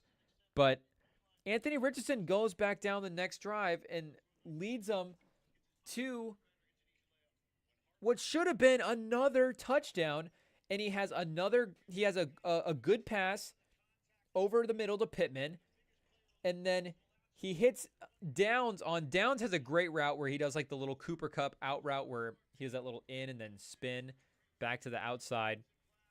Anthony Richardson hits him, but this is one of those other passes where, yes, it's an easy pass to make, but a really great quarterback knows the technical way to make that pass great so the receiver can keep running after the pass and maximize the potential yardage. Because it's not just throwing the pass and that spot's usually not, the route's usually not that far down the field. It's about getting the separation, getting the yards after catch, and you need the quarterback to be able to carry the receiver up the field with the way he throws the ball. And Richardson, again, for an easy pass, threw it perfectly. So it's like, yeah, I mean, he's doing the simple things right on this drive in a big moment of the game, down 10. And I think this drive was going into the fourth quarter as well, too. And then his next pass after that was intended for Pittman down the sideline. That was an inaccurate pass. Yeah, obviously, like we were saying, the man has inaccurate passes. We're not on here to say that he doesn't throw inaccurate passes, but then Pierce over the middle of the field, sits down in the zone. He's open. Richardson hits him in a nice pass. He throws a jump ball to Pittman down the sideline on his next pass attempt. And again, there's some runs mixed in here where they're moving the ball down the field as well, too. I didn't write the runs down. The focus is on Richardson. Then his next pass, a jump ball to Pittman down the sideline where the Pittman, again, is just physical through the play, breaks up the pass. Pittman, I think, I went back and watched a couple times. I think Pittman, I should have slowed the playback speed down, really gone into it. I'm pretty sure he was able to, get his hands on that. And again, he could have won that possession. I don't think it would have been. That's not a pass you're looking at and going, yeah, Anthony Richardson can't be a franchise quarterback. He's not making that pass right there. That's a opportunity he gave his receiver, and the quarterback won the possession there. And then they go back to that spot again on the field with the running back. The running back goes up that left sideline, is open. Richardson, beautiful pass, drops it right in. Goodson drops another one. So Richardson could have had 3 touchdowns in this game. And all of them for reasons that were not really on Richardson.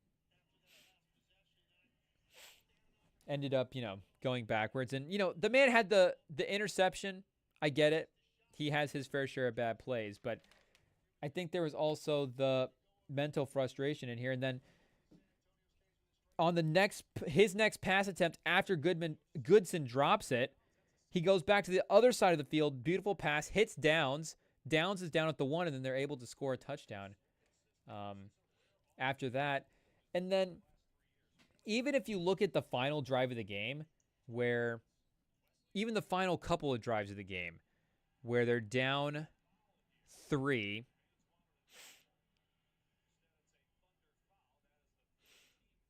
and I'm just trying to double check here that I have the sequence of events right. Yeah, so even those last 2 possessions, because they get the ball on their own 18, down 3 with 3 minutes left, and they go 3 and out. There is a false start in the mix there, so I guess there's technically an extra play here on the list. But he has 2 incompletions, and I'm sorry, they do the run, and then he has an incompletion on the second down. And then Danielle Hunter had the sack on 3rd down.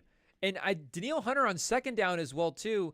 He, just bull rushed the left tackle back into Richardson, and is the reason that Richardson threw that pass incomplete. He was even looking in the right spot. I'm pretty sure if you go back and watch that, the tight end breaks open. Richardson is looking in the right area.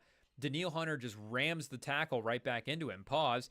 And then Danielle Hunter as well, too, on the play when he gets the sack. He just gets inside, overwhelms, sacks Richardson, and then does it again on the final drive where there's less than a minute left, and they even move the ball down the field. Richardson spikes the ball and somehow has he has the LeBron stare ability to get the refs to put time back on the clock. Oh, Spurs down 10. 3 minutes left in the 3rd quarter. Maybe we'll get some interesting action here in the 4th. But again, I don't think this was at all a disaster performance by Anthony Richardson specifically. I think there was a lot of things that went wrong on all elements. And I think even if you look at the coaching, I think the play calling has been iffy. And it's not just, it is the individual plays, but I think the sequencing has been weird at times. And I think the Steichen's game script, again, as a non-football guy, it's hard to criticize it too much, but it's just I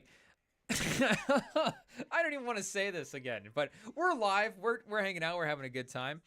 It's raining, so I don't know if that's affecting the mood, but I know if I was playing with this team in Madden, I would probably not be calling the plays that Steichen would be calling, and I would be using the run game a little bit differently. Houston was really great against the run in this game, and I think Steichen was just kind of right. He was not really trying to set that off, but he was not trying to set that up and then counter off of that, but it doesn't feel like he's really trying to counter anything this year. And again, I get the limitations at the quarterback position, but I would just be curious to see what would Chris Smoove do with this offense? What would a Madden gamer call with Anthony Richardson at the quarterback position? But I am not necessarily against him being benched either. To be honest, there was a point in the game, again, like I said earlier, I think he was very frustrated. I think there was some visible frustration on him at various points in this game. I think he could have used the Quinn Ewers at a certain point in this game, where Quinn Ewers in Georgia versus Georgia gets benched, pseudo bench for Archie Manning, because it's just hey, take a step back, take a deep breath, and just kind of see the game from a sideline a little bit, and we'll put you back in a little bit later, and you'll be totally fine. If Anthony Richardson had tapped it out for a mental reset, I honestly, if he had said that, I wonder what that would have been like. If he had just been I needed a moment from the sideline to just kind of see everything different. I was tired. It was 3rd and 23, and the run. I knew the run was going to be.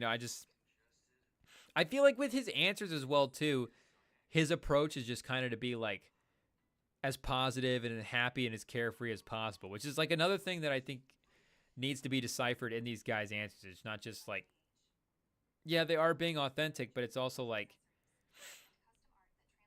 it's his approach. I'm sure it's his approach to how he's trying to view things and how he's trying to, like how he's actually trying to process things and how he handles these different life situations. And, he's trying to talk about it with the people. Like that is, I'm sure it feels like he talked about it with the bench, like with being benched. I'm sure you could look at the quote and go, well, does he not feel as motivated as he should? Like, does he care? Like, is he going to work hard enough to try to get back and do all this stuff? But I think it's just trying to like be like, hey, I work as hard as I can.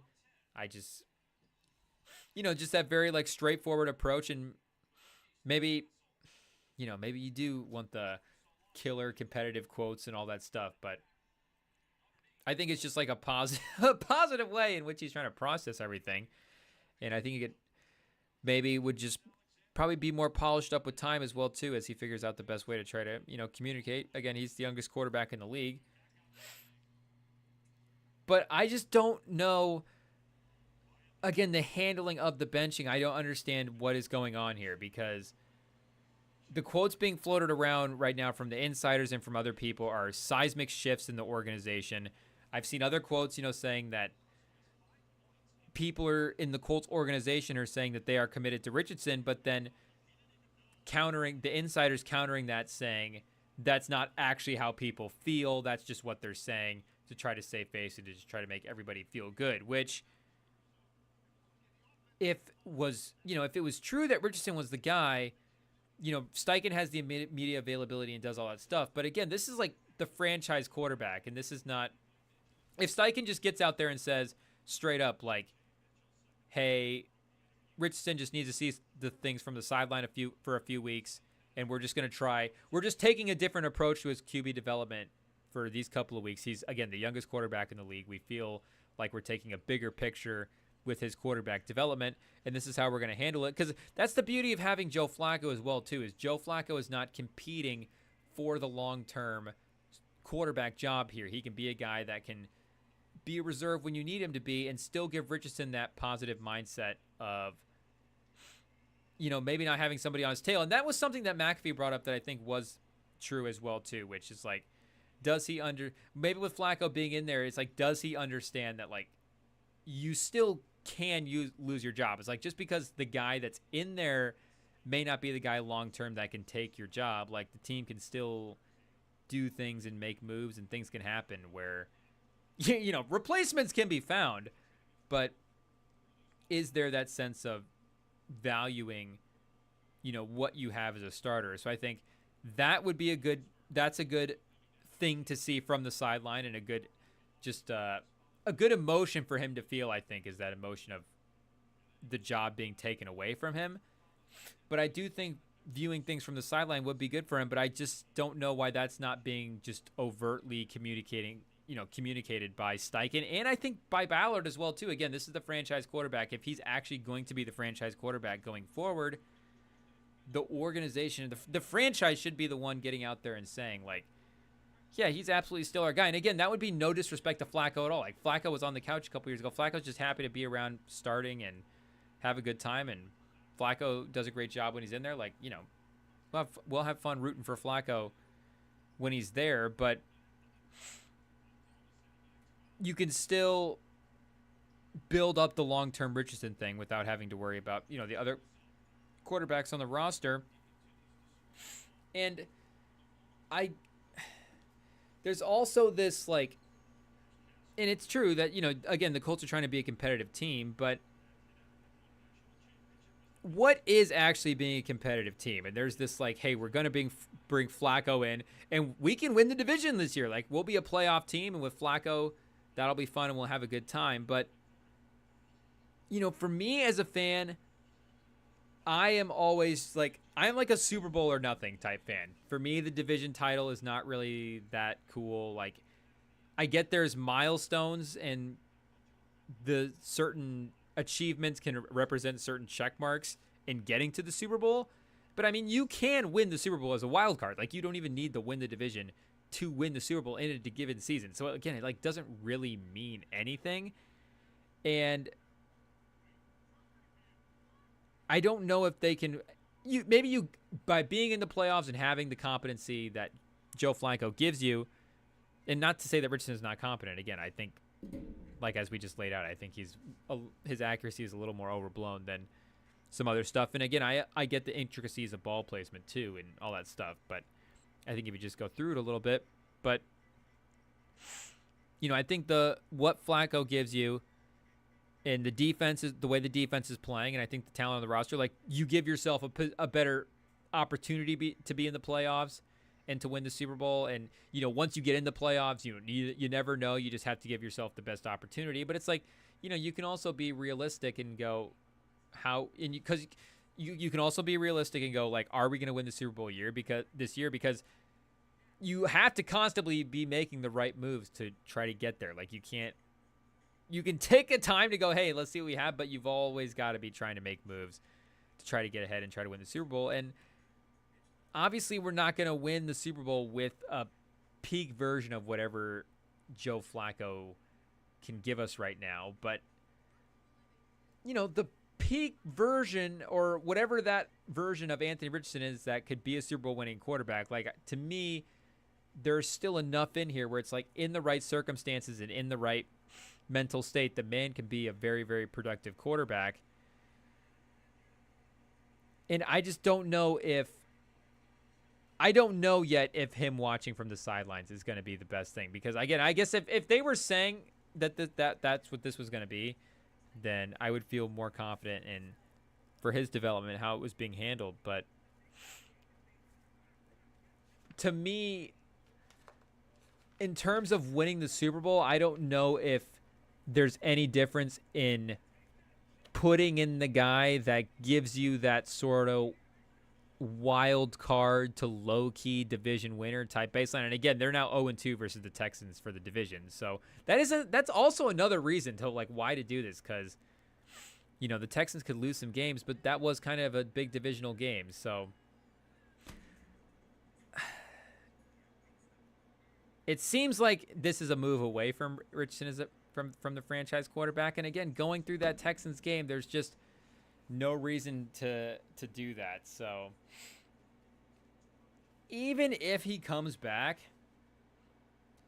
this is probably not gonna. If there's gonna be success on the Colts in terms of that kind of level, I don't know if this is gonna be the combination of guys that's gonna pull it off. And I know we've been saying that iterations over and over, and who knows at what point this will change, but there'll be too much change, and I just don't know if there's going to be enough confidence in each other going forward. Now, if Richardson turns it around, has all those great plays, then, like we're saying, everything will be fine. That's how he returns. That's how you make the comeback from the tap out and all the different stuff. You just make some good passes. You'll be right back. You'll be fine. But will he be – the thing is, can he get to the mental state where he can do that and has that confidence to do that in this Indianapolis team? And maybe behind closed doors, they are just reassuring him constantly, just being like, and just the conversations are being had and the transparency is there, and maybe the plan is clear.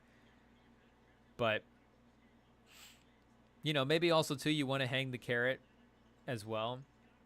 It's just, I guess at the end of the day, for me, I would have been okay with riding the season out with Richardson. And, honestly, riding out a couple of seasons with Richardson, because I would rather go from a rookie contract that doesn't work out to another rookie contract that doesn't work out than a veteran quarterback that's, kind of works out to another veteran quarterback that kind of works out. Like, we literally just did this for the last couple of years, going from Matt Ryan to Phillip Rivers to Carson Wentz. And yeah, it does give you a baseline level of competence. Yes, week to week, there is some instant gratification, but I'm not about the instant gratification week to week in the NFL. I want to win the Super Bowl.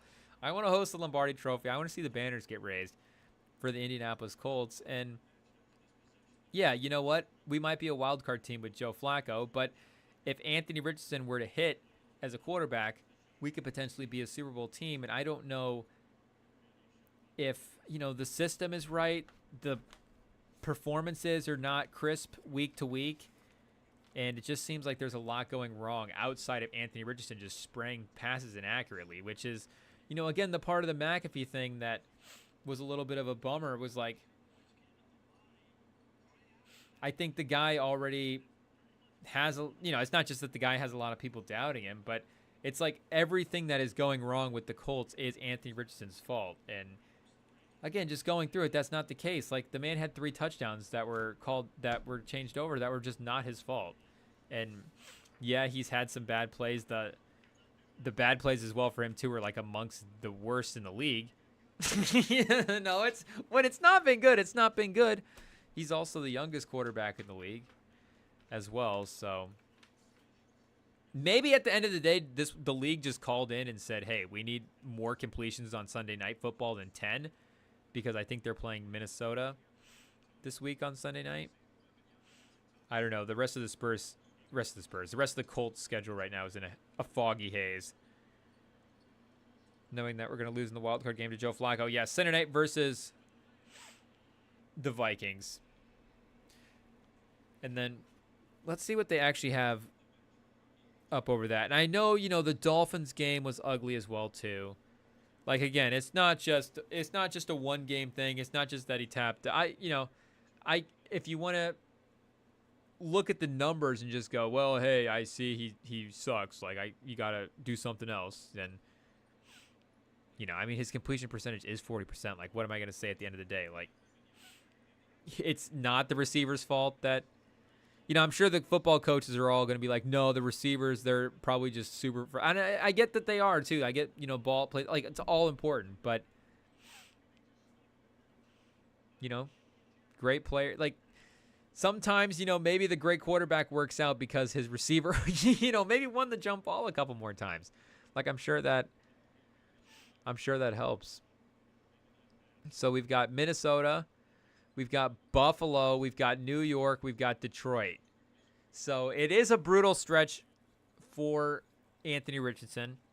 And then you go to New England, then the bye week, Denver, Tennessee, New York, Jacksonville. So just a quick glance at the schedule would say that if Flacco got the month of November,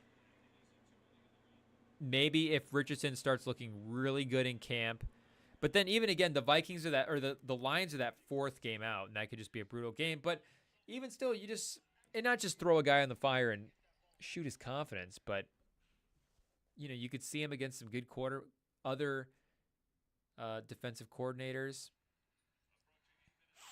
You get, and again, as a GM and as an owner, you get to evaluate your coach. I'm sure that this is part of evaluating their coach, this move here, but you get to, if against the top talent in the league, you get to see what he would do with Anthony Richardson in those situations. And then after that Detroit game in week 12, they would again have that Patriots game in week 13. So you would think if Richardson can come back and play the Patriots, it's a feisty defense, but maybe not a great team. Then that bye week, then a good Denver defense in Denver. Again, Bo Nix on the other side. That could be a good game, a winnable game against a good defense. Tennessee, New York, Jacksonville. Denver, Tennessee, and New York, it's not like easy defenses or defensive lines. There's going to be pressure. There's going to be tricky stuff going on there. But that could definitely be the run. If he's not back in December, then, the Anthony Richardson tenure is over. And if the Anthony Richardson tenure is over, then that's my thing with putting in Flacco is what do we do next year? What do we do? Are we drafting? Maybe we're just drafting a quarterback in our mid-round spot. So maybe it's just an easy fix. Maybe the quarterbacks this year, they're going to be a little bit more spread out than they were last year, and Quinn Ewers is going to magically be. But even as I sit here and say it, like, I still don't even know. I'm going to be honest with you people. I still don't even know if I would take Quinn Ewers at this point over Anthony Richardson. Like, I don't know if that sounds crazy. And Quinn Ewers definitely played much better in that second half of that Georgia game as well, too. So that'll be a game to go back and evaluate. And we still have time. April's still a long ways away. I might change my mind. The draft may be instilled. Multiple drafts may be instilled by then, not just NBA. So it may not even matter. But right now, we would have the 14th pick in the draft. So if we're anywhere in like that 14 to 20 range, according to Tankathon, we got Milrose still on the board at that point. I mean, the quarterbacks, they're going to go higher than, maybe their places on the big board. Right now on Tankathon, you've got quarterbacks going 1, 2, and 9. Shador 1 to the Panthers, Cam Ward 2 to the Titans, and then Quinn Ewers number 9 to the Giants. And then after that, you're looking at Jalen Milroe. You're looking at Carson Beck. So I don't know if we're bringing in any of those guys to be the franchise after Anthony Richardson if we just want to try to immediately pivot away. Drew Aller, Garrett Nussmeier. Jackson Dart? Okay, if the long-term plan is to have Joe Flacco for the season, be a wild card team, sign a veteran in the offseason, and then draft Jackson Dart in like the 3rd round and see what happens, then you know what, Ballard? Maybe I'm listening. But I would need to see the note I would need to see on the whiteboard that Jackson Dart would be the target in that range. Outside of that, I guess unless we Flacco wasn't able to beat the Jags, even though the offense looked better. So we could plummet with Flacco and just end up taking Cam Ward or Shador and, get the whole thing fixed that way.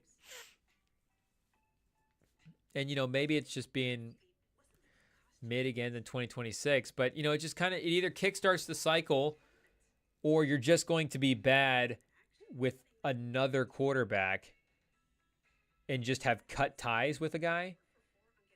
So that would just be, a bad investment, a bad handling of that asset. I'm just saying we're just playing out all the scenarios if they are actually just cutting ties with Richardson at this point. So like we're saying, I think I'm probably like 60-40. The way I said that, I'm 50-50 on whether or not will be back or not. Like we're saying, they could have just said as well too that unfortunately this just didn't work out. If it's not working out, it's not working out. So you could just say that, and they didn't. But the fact that it's just not so aggressively like, whoa, hold up. I mean, lay out the plan. I mean, they could literally just tell us too, like, he's going to be back in November or in December against the Patriots. And maybe they, maybe it's just 1 or 2 weeks for them optimistically too. So maybe it's sooner than that. So maybe they just say that. Like, I just don't know why they couldn't be transparent. Like, I get that, just super transparent on this without, to the fans, because this would be, it's the end of it if it's not. So if it's the end, it's the end. And it is what it is. And we would have to move on as fans anyway. So there's no reason to try to hide it because we would just notice that he would be over. Be like, oh, Anthony Richardson's not on the quarterback. He's not the quarterback next year. We're drafting a guy. Things are different. So speaking of franchise guys in low percentages, Wembenyama is not shooting the ball well tonight either. OKC did not like the fact that the Spurs tried to make a return. So, I mean, what a tease by the Spurs. We log off. We're on. We're off. We're ranting, and then they come back while we're ranting, and now all of a sudden they're just getting killed again. But Branham, is it 12 with 6 minutes left? I mean, 12 points with 6 minutes left. It's not like they're going to win this game. 12 points is the cover, so could they cover the spread? I guess that could be fun. The Spurs are a good against the spread team. That's nice. But the NBA is honestly the same way. That's why I completely understand tanking. And I get, you got to sell tickets. I get the business side of it as well, too. That's definitely a part of it. But you know what's good for business? Winning the Super Bowl. Or at least striving to win the Super Bowl. Like, I forget who I was listening to recently, but they were talking about the Chiefs knowing that they were going to take Pat Mahomes like a couple of years, maybe even in high school, like some insane amount of years before. I guess I don't know how long that organization was together, in the Mahomes timeline in Kansas City, but like before he got there to when they got hired up and all that stuff. But, they had known for a couple of years that Mahomes was going to be a target for them in the draft. And that kind of commitment to keeping the guys together. I mean, Andy Reid's a good coach. Like, guys have track records at that point. Alex Smith, again, has that competence to keep the franchise at least competitive. And, you need to keep your other star players happy. You need to keep the mojo up. You have a really competitive defense this year, and you need to try to, keep those competing gears turning. I get all that stuff, but again, they're in these games with Richardson. I don't know if Flacco couldn't necessarily beat the Titans. I mean, I guess he probably should have, or the Jags. They should have won that game, but regardless, it's just tough times for Richardson. And again, if this is the Quinn Ewers, then it's okay. But if this is it, then that's just, I think, objectively not the performance to pull a quarterback out after. And maybe I'm just wrong. Again, the football, McAfee, the tap out is the worst thing in the world. Micah Parsons is the worst thing in the world. I get it's not a good look. I'm not saying it's not a good look. I just don't think it's not like 2 good games away from the huddle is just never going to respect Anthony Richardson ever again. They're going to be, if Anthony Richardson just throws for 300 yards, and I guess he would, he's a running quarterback. So if he has like 300 total yards for a couple of games and some touchdowns and starts to get hot again, like free agents are just all of a sudden going to be like, well, he's playing well now, but he did tap out this one time. Like maybe they will, but I just don't know. So then if you're in Steichen said, that's not the thing. The mentality is not the thing. So again, if we're looking at the on the field stuff, that's the problem. If it's not this other stuff and it's just strictly on the field stuff, it makes no sense to bench him for and I know that sounds crazy, but it just doesn't make sense to bench him for the on the field play.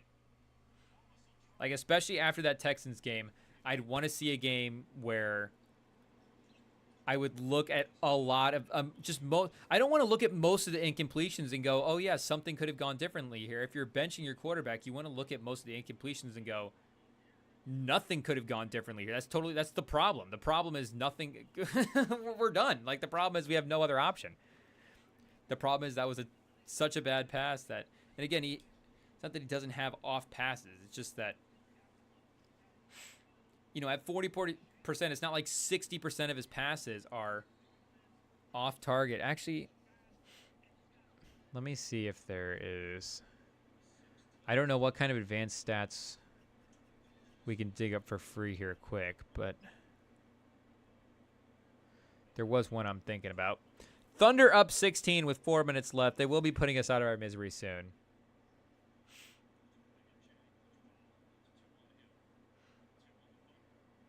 And I don't think our 6-leg 400-1 parlay, it wasn't that high, but don't worry. We weren't trying to pay rent with it. We were just trying to hit it. That's the thing. I don't know how people, do people bet to actually make money? I mean, obviously you do, but it's like, how many people are relying on that stream of income? Is it the profit that, I guess for me, it's not the profit that is cool. It's just hitting the bet, right? It's like predicting all the things. Like, especially in parlays, obviously you never hit them. You never bet a parlay to hit a parlay. You just bet them for the fun and for the hang. Parlays, if you ever bet a parlay by yourself to watch a game, you're down bad. Or you just really, really need to be invested in this game. Parlays are a group hang. We're having a good time. And the Thunder break 100 points. They're about to go up 20 here. It's 19. Wemby's just not going to see the court here for the rest of the night. Oh, boy, we're getting to Mamushvili. Shout out to Mamushvili. We might see him more than we expected this year. Maybe for various reasons, but regardless.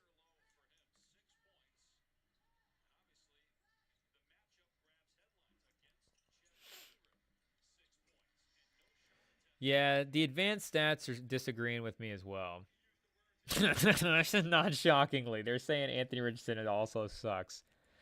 Oh, man, people. It might be over for our guy. And, it's not like, again, this is not like other franchises where they sacrificed everything. It's not, we had the pick. We took our guy. I think that was the right guy to take on the board. It's not anything like that. It's just, it's such a, if Anthony Richardson had been good, man. If Anthony Richardson, if you're listening to this, brother, I sure hope you're good. I sure hope you can turn it around, my guy. I'm rooting for you. Just get in the gym. You're good. You're good. Do you want us to? I mean, I can take you the notes, brother. It's not your fault. We went through. I mean, it's your fault a little bit. Make no mistake. But I mean, we see the struggles on the other end as well too. We see where the frustration is happening from. And we understand that you are not a 44% completion percentage person. That's not who you are. That's just what the numbers say, but that is not who you are. We tried, people. We tried. And like I said, the ultimate goal for me is to win the Super Bowl. So if this is not the franchise quarterback, the next move is, to get that franchise quarterback. But that's why I kind of like writing out that rookie pick because, one, Anthony Richardson has shown that there's still games against certain teams. Like, they beat the Dolphins last. They could still maybe get some wins against some teams. Like, they might still be a 500 team or in that range. So it's not like it would be a total disaster. But even if it was, in theory, like we're saying, you would just get a good pick. I guess the counter for that would just be what we're saying by looking at the draft. So would that be the one saving grace for this? Would be if it's not Shador, it's nobody. It's no good. Do we have to go hood up people for the late night? Hair and makeup is starting to fall apart, so I'll have to pull it together with a little hood action here. Pause, but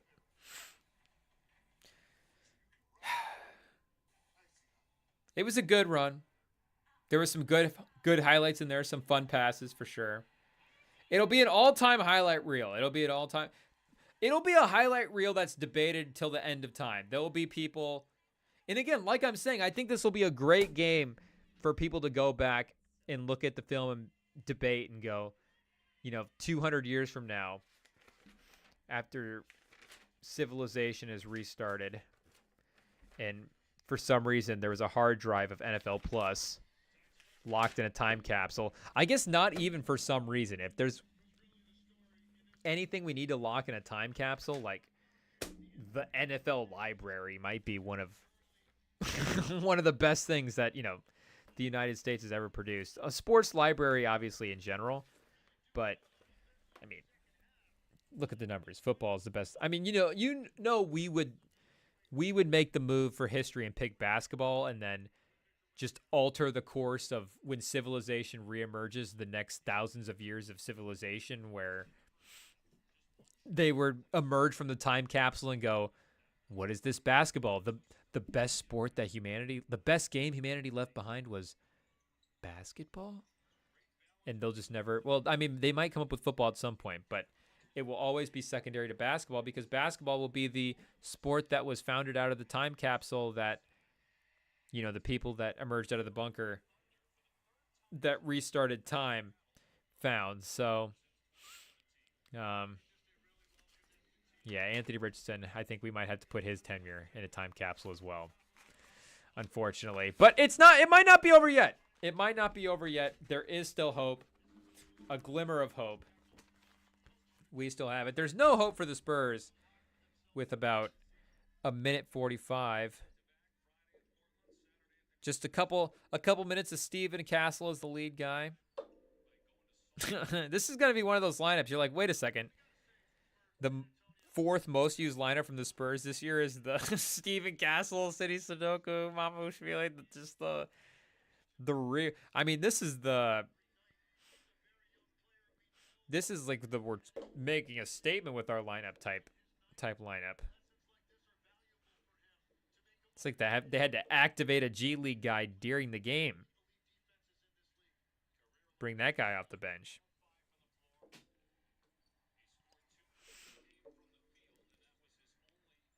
Ousmane Dieng, and the fact that Ousmane Dieng is still out here. I guess Case and Wallace is still out there. The Thunder have too many guys. They can't even go to that lineup. Their version of that lineup is still here. They're trying to. Did this guy walk on to the OKC Thunder? Who is this guy? Are they doing Make-A-Wish kids right now?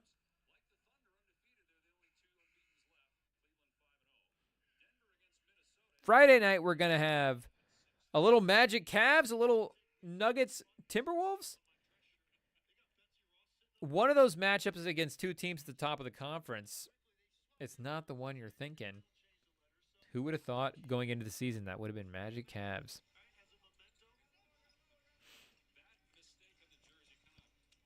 Wesley, he's not going to give up the pass, barreling into the lane.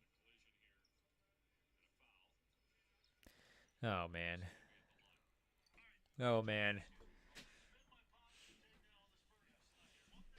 And if we could get Shedeur too, that would be sick. I mean, if we could just tank out, if we were going to pivot away from the franchise quarterback, do a different thing. I mean, that's obviously the one guy we're super sold on, but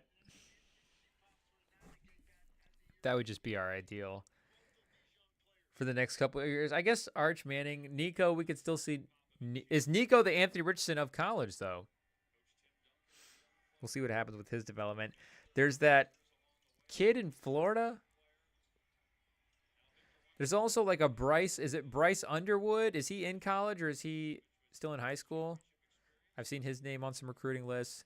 There's some good QB talent in the pipeline right now. Ousmane. Oh. He could have gotten a look there. I think he was trying to go 2 for 1.